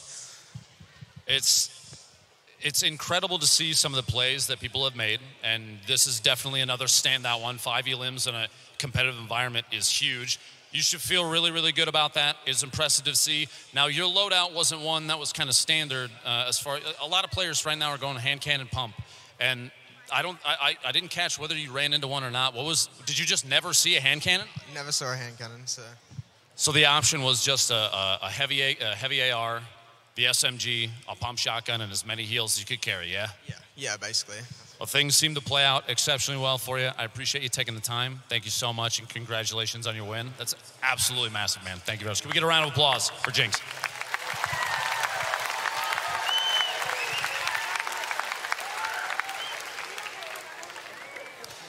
Well, congrats again to Jinx from the team Corvidae, coming out on top with a victory royale, doing so in pretty good style. Mr. Fresh Asian getting pretty close. Yep. And of course, Jesse not doing bad as well. I think maybe he scraped into the top 10. We'll have to wait and see how the scoreboard comes out a little bit later on. What are your feelings after that one? Yeah, a great performance right there. That's 5 points. That definitely puts him on the map and an opportunity for Jinx to continue to perform. And we've seen so much of his name in games 1 through 4 at the bottom left of your screen, picking up eliminations and really making some impact plays. It's good to see him finally come out on top. He's another one of those players that put in the so close but so far category. Finally, he makes it the distance. Yeah, well, that's it, right? If you've been so close for four or so rounds, if you get to round 5 and you're playing pretty well and all of a sudden you pull out 4 or 5 points at the end of the 5th match, you're going to be in a great position. We take a look at some of the highlights from match number 5. Everyone going to be warmed up now, I suspect, Fallout. Everyone ready to go. No more excuses, right? Everyone should be in top form. Yeah, and speaking of warmed up, I'm loving the fact that the Chief boys did a really great job making us look smart. As we called them out, we said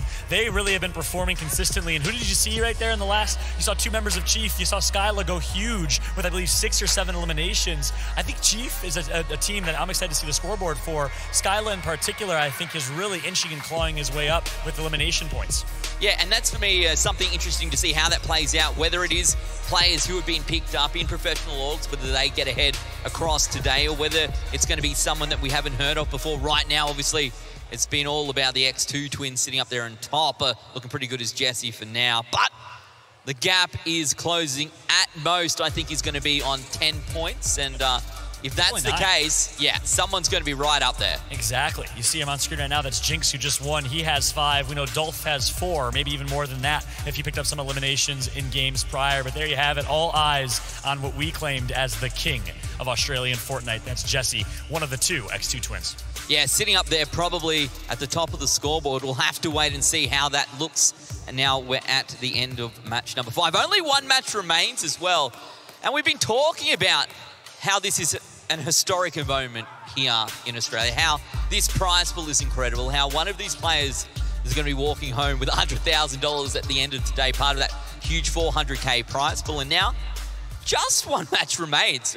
We talked about it like it was this thing that didn't really exist at the top of the day, you know what I mean? Eventually, someone's going to go home with 100K. Now that's what's coming up next. You can't get much closer than this. Yeah, that's for sure. I mean, really, at this point, you're going to have heaps of players that are desperate, that are playing because they know they need to place in the money by placing top 5. So you're going to see them playing very aggressive. This last game is going to be such an interesting one because to get into that level, to get into that threshold, you need at least 5 or 6 points. You need a first-place finish, maybe the Royale Flush with 3 and 3 in the points category. So I'm so excited. I think the Chief team can perform. I think Twiz of Mindfreak can perform. We've seen them play consistently. Can this be their breakout game? Or can Dolph, who we just saw on screen, go big again with another 4 or 5 points to his name? Will Jesse finish the way he started? Will he end up on top? So many storylines, and man, this has been awesome to see. Yeah, and at the top of the day, of course, when we looked at this, we mentioned a lot of names, right? But because this is the first truly big event for Fortnite here in Australia, you couldn't really put names to faces before, right? They were just people in a digital world. These are real people playing for real money in a real building, Margaret Court Arena, one of the biggest venues here in Australia, as part of the Australian Open. It's so great for me to finally be able to truly tell this story for all the people competing today. Yeah, that's a great point. And not only that, but the opportunity that we have, we've been talking about it often, for these players to finally put their name on the map from a global scale. I know Tfue, Chap, a lot of the players back in North America are streaming this right now, putting these people on display and able to kind of offer their commentary over the gameplay as well. I'm really excited to see, will these players continue and move on to become household names in the history of Fortnite? Will they show up in World Cup this year? Will they be back next time here we have an event in Australia, or will they not because all of a sudden they're playing overseas for someone else? They've been picked up by an overseas org making the big bucks, who knows? Maybe they want to start streaming like some of the influencers we've seen as well. I'm just going to say the X2 twins, that whole thing they got going on with the dual stream and pushing back and forth, that's a pretty special thing. So I think big time org owners out there are watching. I think it's a well, that's what happened, right? They got picked up by one org. Renegades. Then Actually, they own Renegades. Well, no, they got picked up by one org, then they got picked up by the Renegades a week later. So you can see it's all up for those 2 boys. Yeah, that's for sure. And big shout out to the Renegades. I know the GM and the person that kind of has assembled this Australian dream team in Hershicles, in Mr. Fresh Asian, and in the X2 twins. Awesome to see them supporting the Australian scene over from the States, actually, as an American-based organization. Amazing to see Australian Fortnite really being put on the map. And like I said, this is just the beginning. There are so many players in the CPL that are under 16 looking to compete this year. Maybe they turn 16 years old. So many players here today that maybe have a future ahead of themselves as well. The opportunity in front of these players is unparalleled, and really the best players are the ones going to rise to the occasion this year. Yeah, that's it, right? It's all about how you deal with the pressure, how you prepare, perhaps how the meta changes as well. Now, for that, you're going to be heading back across to the caster desk in just a moment to talk us through match number 6. But before we do that, we have one more video to take a look at. It's about some of the influencers we might be seeing a little bit later on in the Pro-Am. Let's go take a look at that. I'm here to be very nervous, to hide a lot, go to unnamed locations. Hey guys, I'm Loserfruit. I'm here to be scared and hide in the shadows.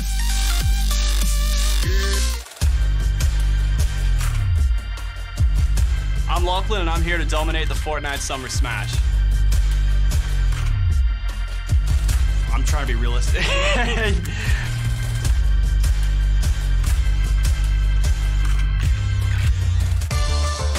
G'day, I'm Laser. I'm intending to get absolutely deleted and die very early and then go home. Well, we just took a look at some of the influencers who'll be playing a little bit later on in our Pro-Am. That's coming up next. after our big match number 6. Talking about big influences, I've got the real Dr. Lupo. That's me. 2 coolest Bens in the world right up here on stage right now. Literally, there are no cooler Bens anywhere on the planet. I checked. I Googled it. This is it right here. I think 3rd place was the kid who came down and made a sign about how Bens are cool. I think he's here today as well. So it was top a distant 3. 3rd, though. Yeah, Distant 3rd. yeah. But we're trying hard one day. How you been enjoying it so far? Been some pretty sick games, some surprising results? It's been absolutely amazing. There's been some strategy here that we have not seen on the NA side. Just players taking engagements in ways that I didn't really anticipate. Specifically, again, Parpy comes to mind, who's taking shots at people floating in from above more often, I think, than I've seen anybody do. And it's because of the situational awareness that some of these players have. He knew full well that nobody was going to challenge him. The opportunity to take some shots straight up and do as much damage as possible. I love seeing that. That kind of aggressive, that aggressive gameplay is good. It's a good, healthy environment. You know, people like to see it. I think everybody here has enjoyed the gameplay thus far, and we got 1 game left, man. Yeah. As I said before, it kind of at the start of the day, we were talking about all this stuff that's happening in the future. We've got 6 matches today. It's part of the solos. 100K up for grabs first. Now, there's just 1 match left. And at the end of this match, we are going to be giving out $400,000 dollary dues. Dollary dues, indeed, my friend. $100,000 dollary dues for 1 person, too. That's life-changing money. Yeah. And I think people will realize how big that is as this game starts to play out, too, because we're going to be in the position where, based on the leaderboard, you're going to see people make gameplay decisions, strategy changes, because there's an opportunity for them to win quite a bit of money here. Yeah, that's it, right? The day starts to change. You get a better understanding of how everyone else is playing, how you need to play, what you need to do to be in the big bucks. So we've seen Jesse play what I would say is an interesting style, clearly a very smart style of Fortnite today. Do you think it's going to work out for him? I mean, the scoring system is such that his strategy obviously pays off. 3 first places in a row. I don't think we've seen a three-peat in a major event like this ever. And setting the stage like that, starting literally the first half of the day with 3 wins straight, is huge. 9 points to his name, but that doesn't mean he's not unbeatable. We have multiple players that have got to be within striking distance. Imagine a 6-point game from even just one of them. Yeah. We've seen Keith put up an excellent show, and he's been playing a little more aggressive than we've seen a number of other players. He had multiple high elim games. We saw even last game, 5 eliminations and a victory royale, 5 points on the board right there. Very nice, yeah. Jinx did an excellent job staying alive. Mr. Fresh Asian, I mean, he's been waiting maybe until the last minute here to strike. Look, he's been waiting a while, but been getting ever slowly better across the day. And I feel maybe if we had 10 matches instead of 6, if we're here all night, I think he would be warmed up. If he had another day, I think he'd be in fine form. But unfortunately, today doesn't seem to have been his day. I'm going to be rather frustrated, actually, if these first 6 matches end up being a warm-up for when he's in the Pro-Am, because I would very much like to montage him. Please do not get any better than you already have. Just do me that favor. But it's going to be interesting to see how he plays in the final game. And all of these players play in the final game because literally anybody can still place. The distance from the top to the bottom of the board is not that big. Anybody can come from behind. You could have a 0-point player right now fly to the top of the board. And even if they don't, $1,000 in everybody's pockets right now, that's some money, man. Yeah, look, I would definitely take it any day of the week. I've said that a number of times because I do love my dollary dues, and I'm very jealous of all of our good Fortnite players down here competing in MCA right now. I think you say it, look, when we know that Jesse is sitting on 9 or 10 points and that there's kind of a limit to how many points he can get in a game, whilst everyone else, I feel, has been catching up. If you pick up 4 or 5 points, you do that once, you have a couple of other average games that still score for you, you're going to be very close to his tail right now. Potentially, there could even be someone on top of him. It's true. Now, the curious thing that we might see play out is at this point, depending on, he's probably still holding the top of the leaderboard. I'm not 100% sure, but whether he is or isn't, people might go specifically for his drop at this point just to play off of that, especially someone that's within striking distance of taking first place, just to try and dethrone him. Well, that's it, right? It's not necessarily about you winning. It's about defeating perhaps someone else who is just slightly ahead of you right now. But we do now have our scoreboard updated. Let's go and take a look at our standings, guys and girls. Up there on 10 points still. He did manage to come in the top 10 in game number 5. That's going to net him 1 point total. That pushes 9 across to 10. Now we do have a big point tie for 4th place there. Now, those are obviously the tiebreakers that are at play there, but multiple players sitting on 5 points. Naper and Araki at 8 apiece, and the spread from top to first to 20, like I said, it's still close. Even those that have 3 points can land at 9 if they drop a 6-point game next game. They got 1 left. The only people then that Jesse has to worry about taking him off the top there is 12th place and higher. Yep. Nobody else can get ahead of him, and that's pretty substantial. That means a guaranteed top 12 finish at this point. He's already sitting in the good money, that is for sure, but the great money, of course, is right up there at the top. A lot of players still sitting on, 1 or 2 points. They've had a bit of a reasonable day so far. They're going to be looking to try and secure themselves top 20. Top 20 is where the money doubles. We go from $1,000 to $2,000 as well. So as you start getting closer, jumps up to 5K, jumps up to 10K, there's a bit to work with there. For any of these players, again, that is money that you would see perhaps in 1st or 2nd place for a lot of other competitive gaming events. So if you can come 5th and pick up a bucket of cash, you'll take it. I think it speaks volumes to what Fortnite has done for the competitive gaming scene as a whole, whether you're in North America, or down here, down under, as they say, or over in Europe.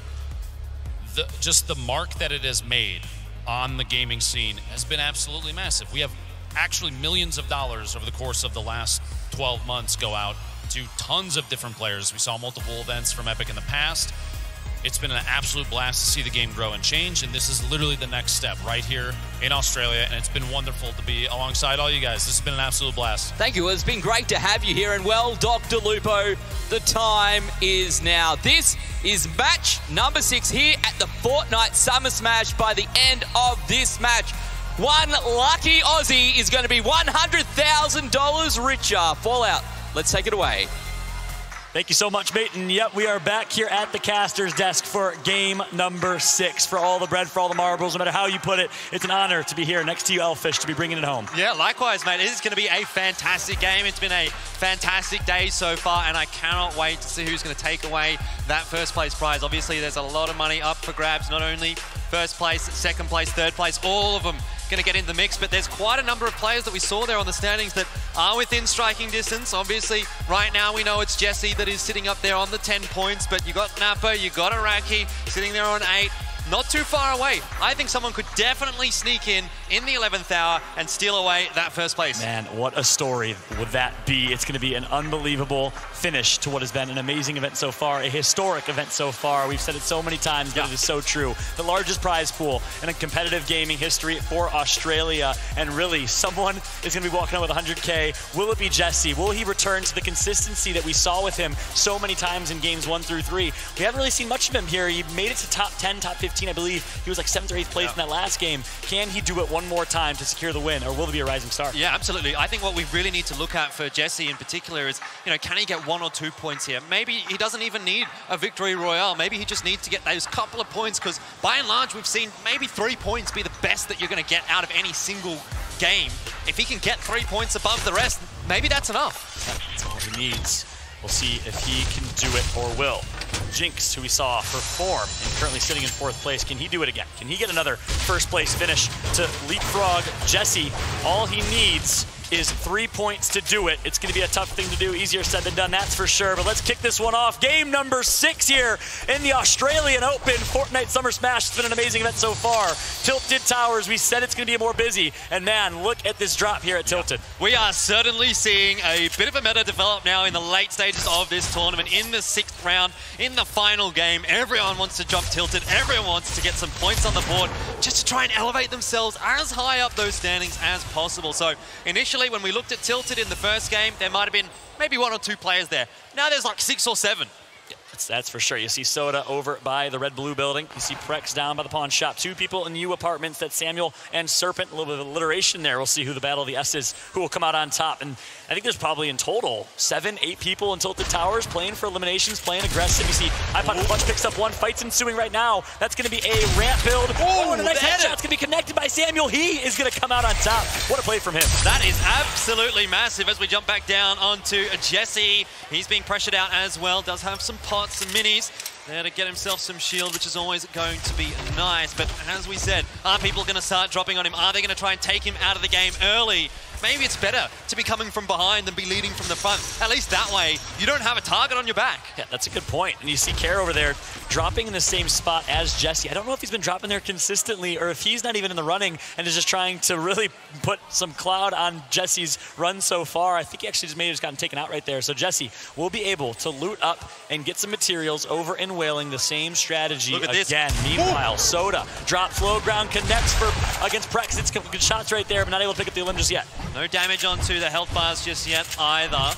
So both of them okay. A few shots in that pump shotgun. That's exactly what you want in an early fight situation, no matter what color it is. A lot of damage out. He's going to want that one back, though. Had an opportunity to connect for a headshot. Instead, he's going to get taken out. Turned on was first. Yeah. What a play from Prex, and he's going to do some smooth moves here to make sure he knows that he just got away with so much. Got to love a little bit of that banter. I think I've got to put this in context for some of our international viewers. Australians, they love a bit of a joke, they love a bit of a banter, they like to have a go at each other, and that's exactly what we're seeing here at the Fortnite Summer Smash. Is that why we saw contests with 3 people left dancing instead of rotating? Absolutely, absolutely. That makes sense. I love you contests. Way to put on a show, my friend. It's been awesome to see, and definitely not shy by any means, a lot of these players here today. Mr. Fresh Asian, what a performance he had last game. 3rd place, got a point or 2. Let's see if he can do it here. He needs to have a huge game as well. 1-on-1, still dropping Retail Row, his home in his native land. Get out of there with the launch pad. Interesting. Wait, using that launch pad early, where I think he could have saved that for a later game. Sure. Yeah, I mean, the benefit at least right now for him is that they did increase the drop rate for the launch pads quite recently. So you're seeing quite a few more of them. Maybe he's got 2 or 3 more left in the back pocket. Yep, that's a good point. Meanwhile, Vince and Iraqi, 2 players you want to keep an eye out for, both with 1 elimination. iPod Clutch, one of the Heat winners yesterday, has 2, so he's a point away, or elimination away from getting a point. Big fight turning out here. Vakin going up against his opponent. Nice 90s going to be connected there. He's going to have high ground. It looks like he's going to lose high ground. As soon as I say that, he backs out and resets here and doesn't like the fight that he had. Way to reset the fight. Yeah, I think that's very smart from him. He was actually the one that engaged the fight initially, but he recognized that it was a losing battle, that he didn't have the high ground, that he had the poor position. Backs away, farms up some more mats. Still being pressured, though, right now by Desire, and he's actually in a really poor spot. I think he ran out of mats. I think he did. That's why he actually disengaged that fight. He needed to rotate to get some mats and really was put in a pretty bad spot there. I got to say on the flip side, though, great job by Desire. Himself up 1. Urban Visual goes down. Priesty. That's one thing I know a lot of Australians add Y's to the end of their name. Yeah. I think that's a well-known thing. Meanwhile, take the L. Priesty hears his name. He knows he's on stream, and he's going to have some fun. That is my all-time favorite emote, by the way. You know, everyone loves Take the L, but I love Take the L for the namesake. You got to do it. My man, shout out to my man, Elfish Guy right here. It's been a pleasure watching you cast all weekend long. Here we go. Mr. Fresh Asians now in a boombox. And that is a boombox place. You're right. Looks like it's actually advantageous for Mr. Fresh Asian here as he's in a pretty good position. Holding right-hand advantage, which is his ability to use the overhead camera to his advantage. And he's going to pick up a nice shot on Clutch there. And he gets a shot. Well played, and you hear the crowd react after that one. Yeah, I think there's a bit of a fan favorite in Mr. Fresh Asian. We're going to get to see him a little bit later as well in those pro-ams. So definitely more to cheer about. Grab up a bit of that loot. Not sure exactly what his loadout is, but I think he might have picked up a blue pump there, which is always going to be nice. Desire, we've already seen pick up an elimination now, starting to get involved in perhaps an engagement with Mr. Fresh Asian. Definitely a bloodthirsty game, this one. Very aggressive out from all the players. And Jinx, getting rid of Skylar. That's big. Yeah, Skylar was actually in the top 12, I believe, at 11th place. Exactly, but Jinx in particular is one of those players that we really need to look at. He's sitting at 5 points right now, still in striking distance of Jesse. So if he can get, 7 elims, get a 2nd place, 3rd place, he might be in there. And look at this pressure. Desire, again, is putting the pressure on Mr. Fresh Asian. I'm not sure if he hears the med kit popping, but he's continuously putting pressure, not allowing the med kit to go off here. Desire trying to do it again. Will Mr. Fresh Asian get it off? Yes, he will. We are resetting here in this fight. Desire versus Mr. Fresh Asian looks like he's going to back out and reset. So, like you said, all eyes on Jinx. You see Price AK, who's had some consistent performances, but not a breakout game yet. He picks up 1 as well. Yeah, I just want to point out, Prex has managed to hit that 3 elimination mark, leading this game so far. Has got himself a point on the board. Was nice. Coco bunkered down right now. He knows there's a player above him. Definitely a bit of a scary situation by the looks of things. Yep. For sure. The player we haven't seen yet is X2 twin Jesse. We'll see where he is and what position he is in a moment, as he needs a performance here. Needs another consistent top 3 finish to secure his victory and his $100,000. His brother Jordan is watching right now, anxiously rooting on his brother. And man, I'm excited to watch that duo. I wonder if they're dominate going to from share, the team. man. I don't know. Yeah, no, right here, bud. Here, you take some too. Yeah. I mean, they're kind of one and the same. They are. Synonymous, really, when it comes to Fortnite and the community. But I don't know. I think I'd be taking that full 100K myself. I'm a bit of a selfish guy, as they say. One stream, one YouTube channel, and man, it is great content. Like I said, they go back and forth between their perspectives. It is some of the best. I had actually watched a bunch of their YouTube videos. I love it. Prepping for this, it was a lot of fun to watch. Oh, here we go. A lot of damage going down onto, I think it was Zero. He takes out Sync. That's huge. Chief Sync was also in the top 9. Here comes the Stink Bomb. That's going to have forced Zero out. And he got it. And doesn't actually get the heal off in time. Nice up for Kieran. His first elimination of the game. Shield there for him as well. Does he pick up the heavy sniper? Yes, he does. I'm not much of a fan of the heavy sniper, to be honest. I can't aim it very well. Give me the hit scan, and I'm a god. You prefer those days. Leading, and honestly, leading, now, no, not for me. That every other sniper has the same trajectory as the heavy sniper, Yeah. which is great. I loved that heavy sniper trajectory, and shout out to Epic for making every other sniper kind of align to that. You see a lot more sniper plays, that's for sure. I think that helps speed things up as well. It's fun to watch in competitive play with such high skill players. Yeah, having a look on the scoreboard, just touching up on some of the players with the mats and all that jazz. Yeah. A few players sitting around 2,000. That's a great point. One player we see right now at the bottom left is Jalen. That's a player I've been a fan of just by his aggression. And so games 1 through 3, we saw him make so much noise, taking out some top players. I'm excited to see if Jalen can pop off here in game number 6. All eyes on him. Oh, he's going aggressive again. Look at the aggression here. Can you believe it? Yeah. And here we go, a pure build battle. This looks like a playground one-on-one here, and ultimately it is going to be Glorious Mop who had the upper hand on him. But look at the aggression from Jalen. He was below the natural high ground and still pushed with the launch pad. That's exactly what you want to see, some aggression, some fighting, some fun. Glorious Mop. Still not 100% sure exactly where Jalen is. Both of these players taking it slow now after the initial aggression. And that's going to be a rift to go, and actually it's going to be a follow from Glorious Mop here. He's hunting. Meanwhile, X2 Twins, that's Jesse. Let's see if he can do it. We know he's a fan favorite in the crowd here. Let's see if he can perform in game number 6 to close this one out. He's been sitting in first place the entirety of this tournament. Can he finish where he started? Around 1,500 mats for him, so not too bad heading into the late game. Spots a player in front of him, so this will slow things down a little bit for Jesse. Needs to farm up a little bit more. He probably doesn't want to take this engagement, knowing how his playstyle has been throughout these matches so far. Great point. That said, though, notice it's a small thing, but notice how he didn't finish that tree right there. I know that's an obvious thing. We all do it, but him in that situation actually allows him to stay in that 1-by-1 and stay sneaky. Meanwhile, big fight going down. A1 beats. Yeah, in the storm as well. They don't want to be hanging around here too long. Beats with the dualies, but running out of ammo on those. So has to swap over to the tac shotgun. Not an entirely amazing loadout for him. Definitely struggling. Spoiling, who was one of the Heat winners yesterday, had a good start as well against Jalen. Once again, Jalen is just pushing everything he sees. I love this aggression. I love the fact that he plays on LAN the same way he plays online at home. No difference for Jalen, and I've really respected his gameplay throughout. Yeah, absolutely. He wants to get those limbs, wants to get as high up in the standings as possible. Still trying to push in on here to try and spoil his day, spoil his game. He's going to make it in. He makes all the traps. Going to go down. No, that's one way to end. I think I heard a trap pop off. Unless I'm hearing things here. What a fight this is right now. As I believe he doesn't have ownership and build control. Trap goes off again. And some way, somehow, Jalen's able to survive there. Big pump out there from Spoiling. Doesn't take the shields off. Now he knows that it's just flesh. Spoiling, winning the fight. And Jalen goes down. Perhaps his over-aggression cost him there. Again, I respect it. Yeah, I respect it. Jai starting to get involved now as well. The action never stops. Good job by Spoiling.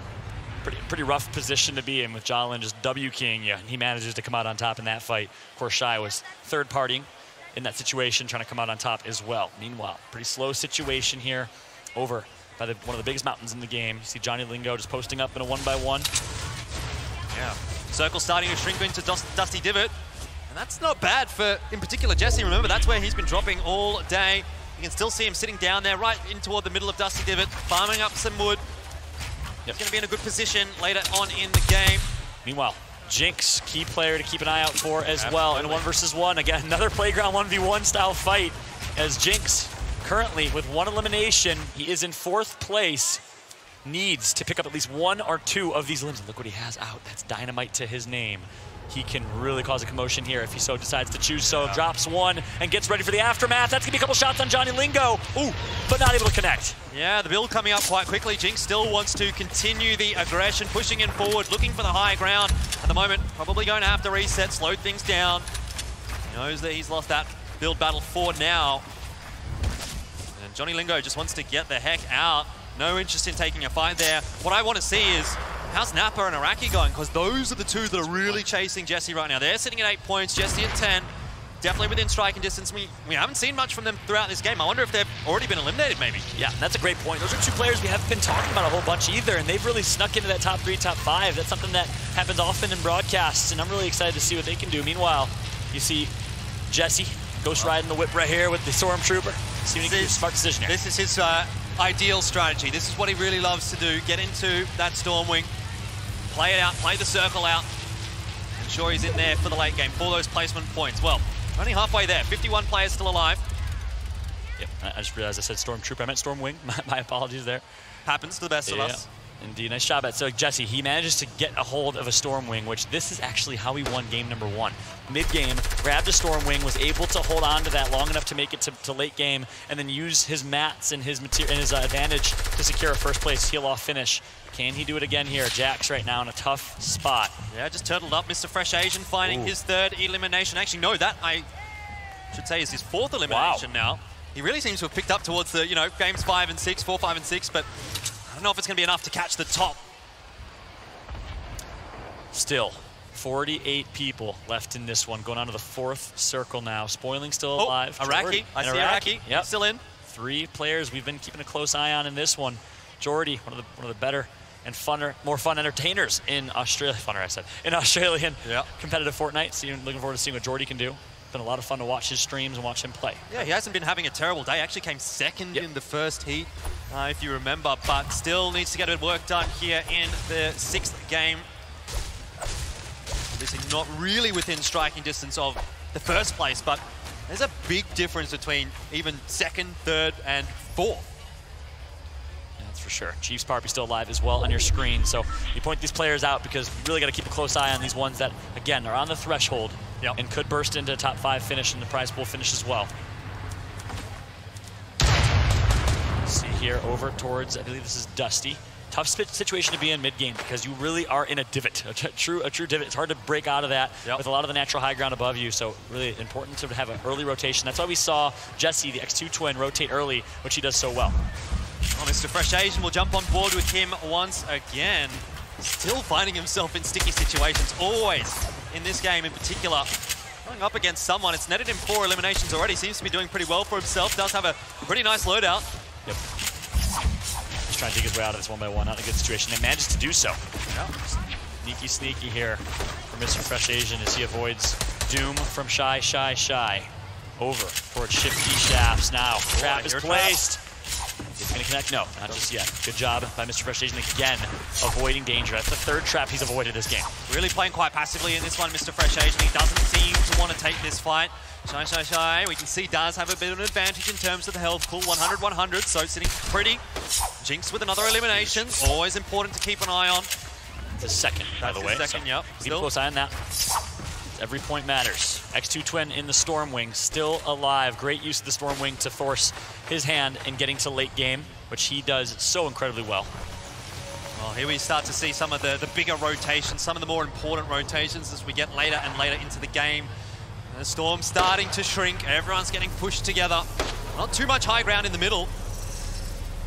I see Mind Freak's very own Vince still alive. We know Twiz got taken out earlier.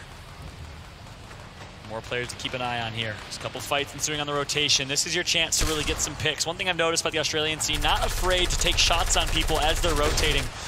And really aggressive, more aggressive with those Stormwings, shooting down those Stormwings as well. It's really a breath of fresh air to see how aggressive some of these Australian players are in the mid-game. Hey, who knows if that player that you're shooting at has only got 1 HP. Hold that paw for a second, Mr. Fresh Asian. He's down. Shy's finally found his mark. It took a lot of hunting, it took a lot of chasing, but inevitably, Mr. Fresh Asian now knocked out from our 6th round.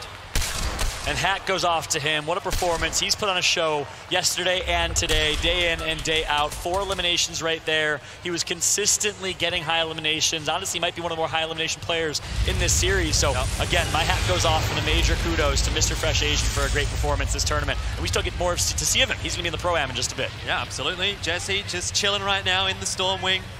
Lots of mats to his name as well. So this game, as far as he's concerned, is going perfectly. Everyone just eliminating each other. He's chilling like a villain. But really, I think at this point, as far as the Australian Fortnite scene is concerned, he's more of a hero than anything else. Agreed.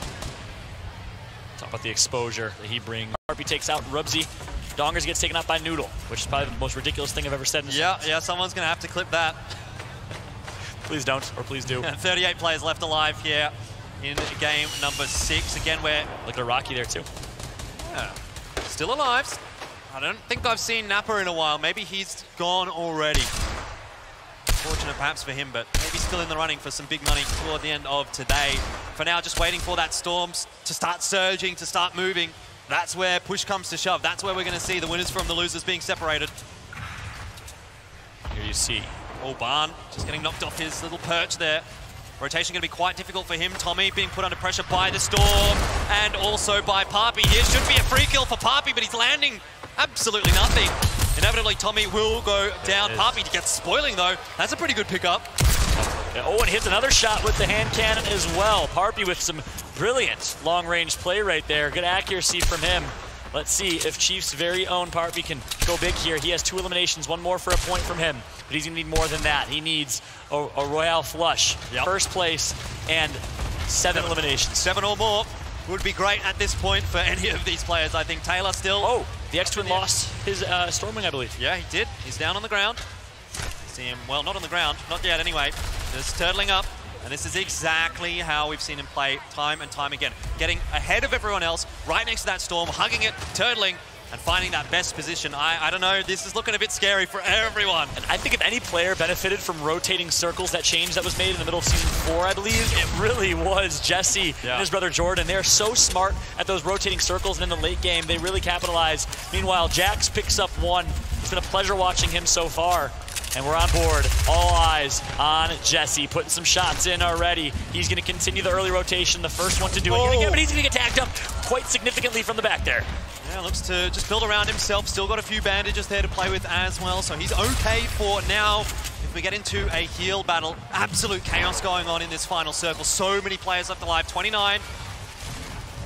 And look at this, Jax trying to regain high ground, but he's gonna get spotted out there. Nice job recognizing that he's in a pretty bad spot. He's rotating through. And I love the mid-game, or the mid-game meta play here. Everyone's fighting for mid-ground, and Iraqi picks up 1 as well. Yeah, still alive, finding another elimination. Looking to take that 100K at the 11th hour away from Jesse at the moment, who is currently leading. Keith, 11 HP for him, does have a couple of minis at least. Geordie getting taken down. Kieran also falling.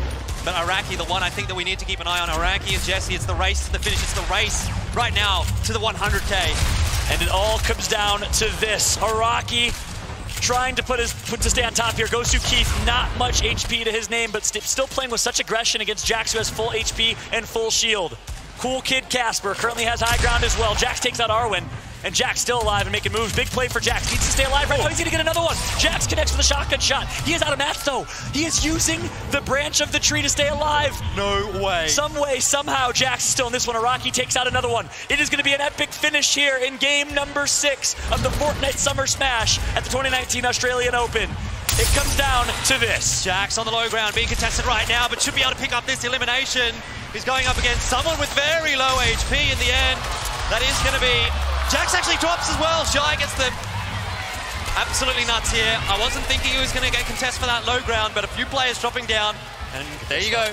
Look at this. It all comes down to materials. Jesse only has 30 mats to his name. He's got another elimination on Shy. So Jesse with 2. He makes it 3. Jesse gets a point. Iraqi still in the mix as well. Has 5 eliminations. If he wins with 6, that might be enough to overtake Jesse. This is going down to the wire. It might come down to an Iraqi versus Jesse finish here. That's a possibility. 6 players left. It all comes down to this. Jesse, the X-Twin. All eyes on him. He's got no mats. Poppy's down now, but X2 Twins, they're on the ground. This is not the situation Jesse likes to be in. He's going to put some shots in on the mid-ground, but not many bandages to his name. Jesse, with 5 people left, needs to try Where's to do everything to stay alive. I think he has the cover to stay alive here. Here comes the heal off. Araki still high ground with a med kit as well. Oh, I don't know about this one for Jesse. He only has the bandages. Araki, another elimination for him. That's 6, 2 points. Another one actually. Oh! It's going to be. Almost it was Jesse. But it's going to be the snake. The snake. Araki, okay, let's break this down. 3rd place for Araki. He gets 2 points off that. He gets 6 eliminations, 2 points off that, so that's 4. Jesse, he came 2nd, I think. Yes, he did. Just confirming. 2nd with 3 elims. So he gets 3 points. He gets 3 points. Araki had 6 elims. He was 1 away from that 7th threshold. I think it's tied right now. Jesse and Araki on 11 points each. Jesse just picked up 3 points. Oh, 3. Okay, yep. So he's got 13. Never mind 13. You got to think. Never do maths on stream. You got to think that Jesse's in a good spot to close this one out. Yeah. I see everyone in the audience on the edge of their seats right here as it was the Snake who's cheesing right now with a huge performance. I mean, that might put him in the running as well. Oh, yeah, absolutely. First place finish, that's 3 points for him. He came out of nowhere. We were talking about Araki, we were talking about Jesse the entirety of that match. And really, it's going to come down to the wire here. The top 3, top 5 finish, I have no idea where 2 through 5 are really going to end up. I don't really want to make too much of a comment because it really does come down to those intricacies, those extra eliminations. I'm not seeing the Snake up on the top eliminations for that last round, though. So I think he's probably quite safely obviously got those 3 points off the Victory Royale. But past that, how many more he's going to be able to get, a little bit of a question mark. We'll have to see. Look at this guy. He's not a controller, by the way. You love the controller. Man, Jake the Snake here. I was watching you play a little bit. I don't know how you would have gone in these matches, but I probably wouldn't write home to mom about it. All right? Yeah. But that's a great performance right there. So you're right. We can't speculate on points.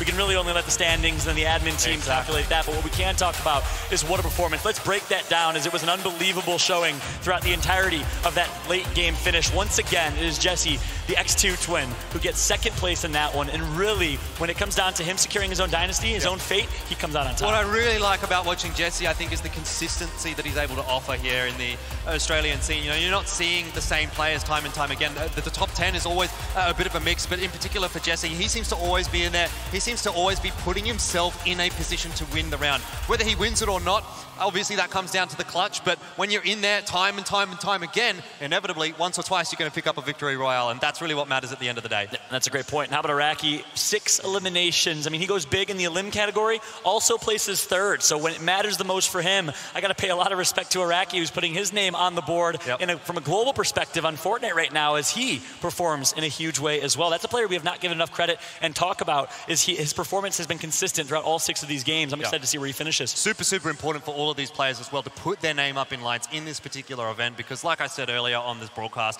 we don't get events like this often in Australia. And for all of the Fortnite community, and not just the community in Fortnite, but all of the gaming community in Australia, I think this is such a massive deal. And hopefully for these guys in particular, you know, the likes of Jesse, the likes of Araki, the ones that are sitting toward the top of the scoreboard and really putting in that effort and the performances, that's going to elevate them maybe over to some international events, get their name up in lights, and maybe we'll see them further afield. Yeah, and you got to be happy. Your heart absolutely lights up for players like this. You see the Snake here with a great Game 6 performance. You see Araki go big and put his name on the map as well. But what was so interesting about that end game was it came down to materials, Gordon. It came down to the fact, almost foreshadowing, earlier we were really giving praise to X2 twin Jesse for his ability to farm early, get materials, but he had no materials that really cost him. Well, I think a lot of people were contesting Jesse in that game, so his early game farming might have been disrupted a little bit. He got up to around 1,500 mats, but normally when we get into those late game situations, he was sitting around 2,000 plus. So he was maybe a little bit lower than what he would have liked to have been as a result of players dropping on top of him, trying to take some fights, and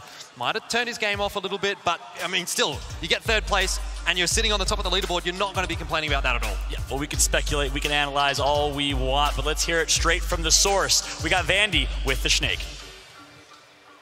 So I'm here with the Snake, who managed to snake his way into a Victory Royale. How are you feeling? Freaking out. Freaking out. I don't know what to do. It's just kind of unreal. I mean, the whole crowd was getting behind you. What was your game plan heading into that? Did you think that you were going to be in this final sort of heel-off? I was planning on it. I didn't really go for many kills the whole game. And then I just ended up getting the high ground at the end. And then just tried to stay up there. And then just, lucky enough, everyone died from the storm and I got the win. All right, well, how long have you been playing Fortnite for? Since it came out, pretty much. A couple of my mates were playing before, and I used to play Call of Duty. And I looked at it, I thought, nah, third person, can't really do that. And then I started playing it and then just got hooked, and now I'm addicted and I'm here. And you've got a victory royale under your belt. That's an impressive feat. How has the competition been? Oh, tough. PC players are crazy, but they're sleeping on us console players, and we're going to take over. And there you have it. That was the Snake who's managed to win this one. We're going to throw it back to you guys up there. Thanks, Vandy. It's great to see a console player come out and control the player. Control the squad, dude. Yeah, Absolutely. show some of the PC players what it's all about. Pretty impressive result, picking up a victory royale there at the end. For me, it was interesting to see Jesse O so close, but not close enough just there. He tried to push his game as much as he could, but a number of players, it was impressive to see people that were not necessarily there in previous matches, weren't keeping up with the rest of the field, show up at the last second and say, hey, I'm here too. I mean, Snake put on an excellent show right there at the end, and a lot of players, like we were discussing, dropping basically no mats towards the end of the match. And yeah. Instead of a build fight, it turns into like a panic jump around. We have multiple players kind of land on top of each other, and just a flurry of eliminations come out. Yeah, they do come out thick and fast as you get towards the pointy end of the match, that is for sure. When literally you can't fit your body into the final circle of the storm, it goes down very, very quickly. And I think the point about the mats, right, the cool part there is that I feel like Jesse made it look easy in the first 3 matches. Like, oh, it's easy. You farm up the match, you stay alive, and clearly it's not that easy. It's still pretty difficult to do. You have to play it right. Just don't fight at all. It's the easiest strat in the game, right? And the first 3 matches clearly paid off. As things got a little more heated, I think people were picking up on strategy changes that were occurring and changing their own game to match that, and it showed big time because people were putting themselves in much better positions for late game plays than they were previously. I think Jesse took advantage of the fact that players were trying to be a little more aggressive maybe the first couple games, and he was just kind of standing on the outside, avoiding that kind of stuff. Yeah, taking advantage while you can. He made the most of it. Whilst his play style was coming out on top, whilst it was starting to make sense. We take a look now at our match results. Of course, the Snake up there, first place. Only one elim that's going to find him with 3 points on the board. X2 Twins, Jesse coming in second. Actually going to get 3 elims finally. Gets a point for elims as well when it matters and finds himself 3 points. Almost all of his eliminations from the entire event in the last game. Yeah, in one game. It's pretty funny.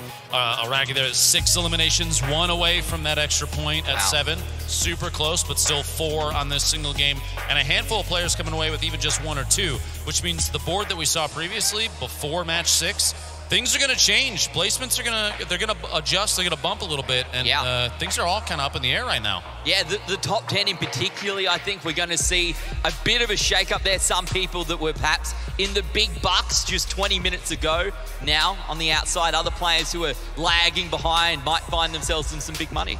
The dollary dues, as they say. Oh yeah, some real big dollary dues today. And look, I know we joke about it, Dr. Lupo, but this money, again, it is life-changing money. It can pay off your debts. It's a deposit for a house. As a young Aussie, look, I could not think of a better way than to make a bit of cash playing my absolute favourite game in such an incredible arena. You can tell this story for years to come. You can say, I won 100K at the Australian Open. People go, I didn't know you played tennis. And you'd be like, I did it. Oh, no. It was Fortnite. Yeah, Fortnite. Yeah, it's especially for an event like this is the largest esports prize pool in Australian history. That is absolutely ridiculous, and it's excellent to see a game like Fortnite being the one to kind of break the ground and push forward with something like that. I look forward to more events like this down here. And the day's not even done yet. Don't forget, we have the Pro-Am. I will be playing it, among others. Are you going to root for me, Ben? Yes. For all the Dr. Lupo fans out there, please don't tweet mean things at me. I will definitely be cheering. I appreciate that. For my other Ben over here. But look, I think it's cool. I think it's going to be a lot of fun. We've got a couple of maps to play there as well. A lot of pressure on the line. We talked about 400K for this event. 100K still up for grabs for charity. And I know that charity is something that is quite close to your heart in particular. I don't know if you're putting me on the spot on purpose for this, but yeah, in 2018, I did. I'd like to imagine what what I could with the platform that I've been given. If you know the St. Jude Children's Research Hospital, my channel raised $1.3 million in 1 year for St. Jude. It runs the hospital for half a day. Yeah, that's incredible. Obviously, it costs a lot of money to keep a hospital going, but it's great to see you doing that work, of course. I think it's important to note, too, that it's not me. It's the people that have formed around the community that my channel has built. They do all the work. I'm just the guy to kind of try and lead people. Well, it is, of course, all about community, all about the players. And right now, it is about one player in particular. I would like to invite onto the stage the winner of the Fortnite Summer Smash here at the Australian Open. Bring him up on the stage from the Renegades. Won 3 games in a row from the X2 Twins. It is, of course, Jesse!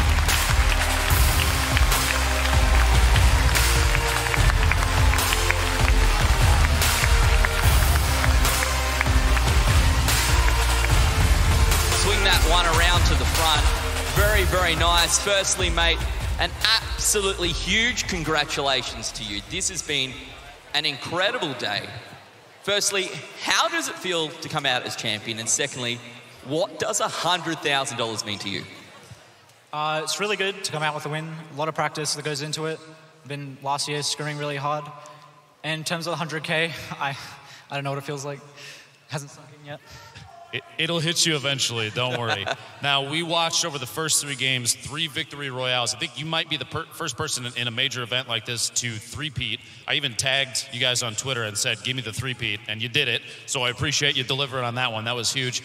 But what was the decision to just play how you played? Nobody else really played nearly as reserved as you did, and you managed to take advantage of that in a way I don't think anybody's seen yet. Yeah, so with landing Dusty, I can be very consistent because I've always got zone. It's always in the middle, and there's mushrooms everywhere. So I can get 100 shield every game, and rotating around, just using your mats well. Not trying to give your secret away, but that seemed to be extremely effective, so it would not surprise me if certain people take advantage of that in the Pro-Am. Just putting that out there. I hope maybe some of our celebrities are paying attention. Maybe some of them won't know what Dusty is, but be very quickly onto Google trying to work out what they're supposed to be doing. Now, obviously, X2 Twins, there's 2 of you. Jordan, he didn't qualify for today. What does it mean for you knowing that as a duo, you've come together? Sure, one of you didn't make it through. The other one manages to come out on top. That must feel pretty good. Yeah. Hopefully he feels better because I know he was really bummed out missing out on the qualifier. This is the first big tournament, so unfortunate he missed it, but good we got a win. Yeah, a great win is that. And 3 victory royales. Yeah, feeling pretty good. Now, what about everyone else who you played with today? Obviously, in Australia, this is the first big Fortnite event that we've seen, a first real opportunity for, I think, a lot of players who, as you said, put a ton of time and work into their passion, into this game. What do you think an event like this means for them? Did it cause a bit of a stir when it was announced? Yeah, for sure. It's good to finally showcase our talent because we've sort of been under the radar being in OCE. So yeah, it's good to see we're getting some recognition. Nice. Now, as competitive Fortnite goes forward, this is definitely not, this isn't the end, especially for Australia and New Zealand and everybody else down here. I'm curious, compared to the rest of the world, and I'm not trying to get you to like flex on anybody or anything like that, but do you guys, you think that the audience down here, the competitive crowd down here can compete with the rest of the world? Honestly, I think so, yeah. We're all pretty competitive in OCE, and yeah, it's like the land of the sweats, so. That's what I like to hear. You guys put on an excellent show. Can we get a round of applause, please? Fantastic, good job, man. Before we let you go and enjoy your win, is there anyone you want to thank today? Shout out to my dad. He gave up a lot to let me do what I do, so yeah. Well, enjoy the win. Enjoy the 100K, mate. You can duck off now. Enjoy that with your family and friends and, of course, with your brother. Congratulations once again. Give it up one more time. It's Jesse.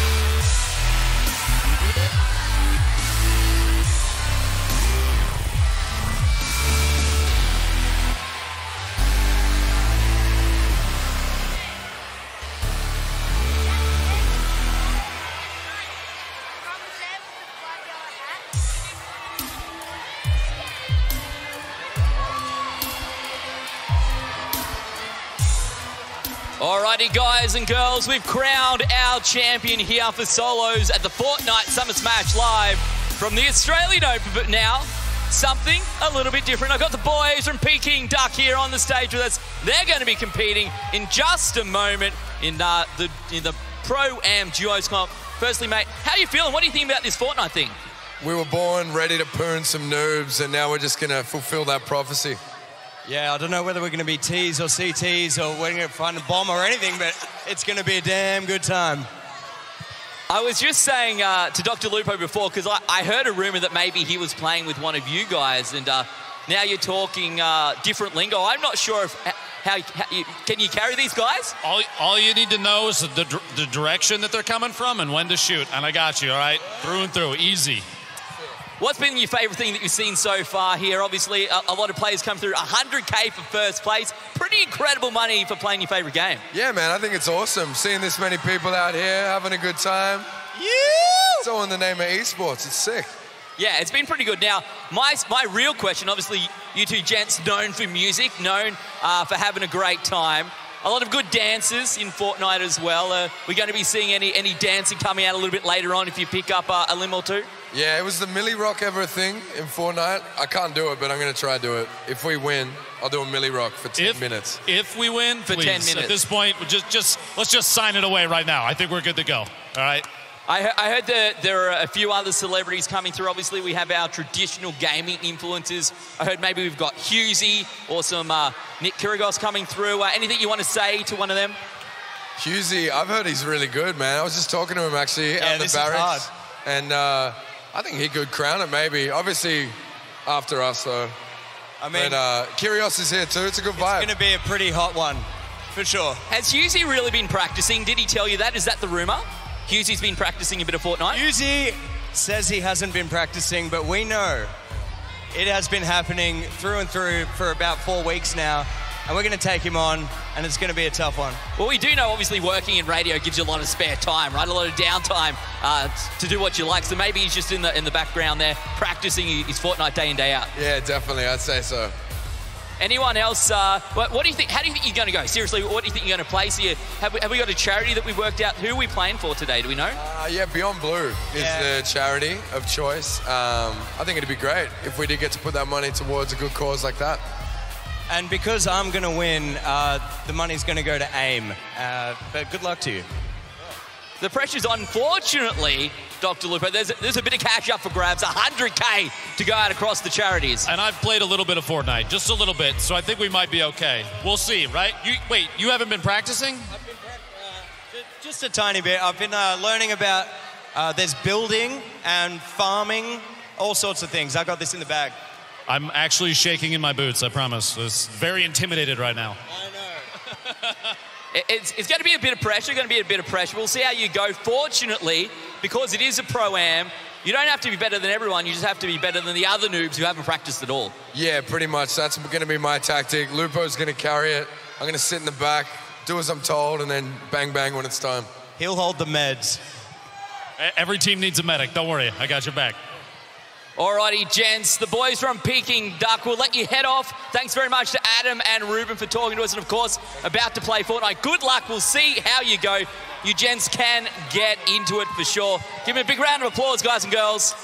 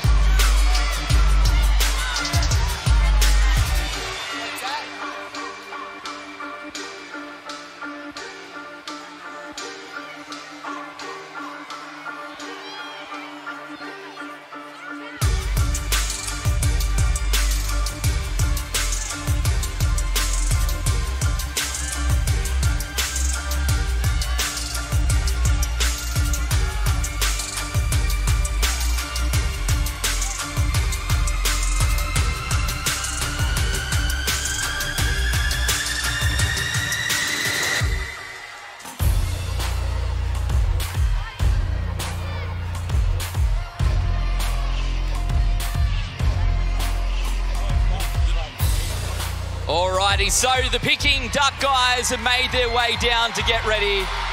We saw Hughie. We have another guest. Who's this? Who have we got here? I feel like someone here knows who you are.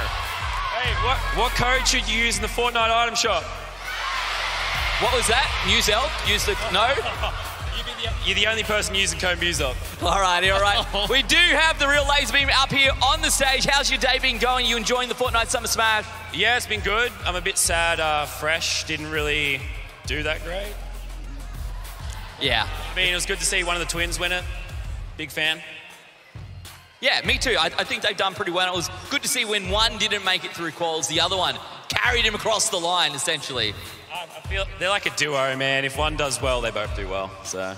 Yeah, it was impressive to see gameplay at that level because for us, coming from North America, this competitive environment, I haven't had exposure to it. And man, some of these players are actually terrifying to see, just the craziness that they can, the plays are insane. Now, you played in the heats yesterday, correct?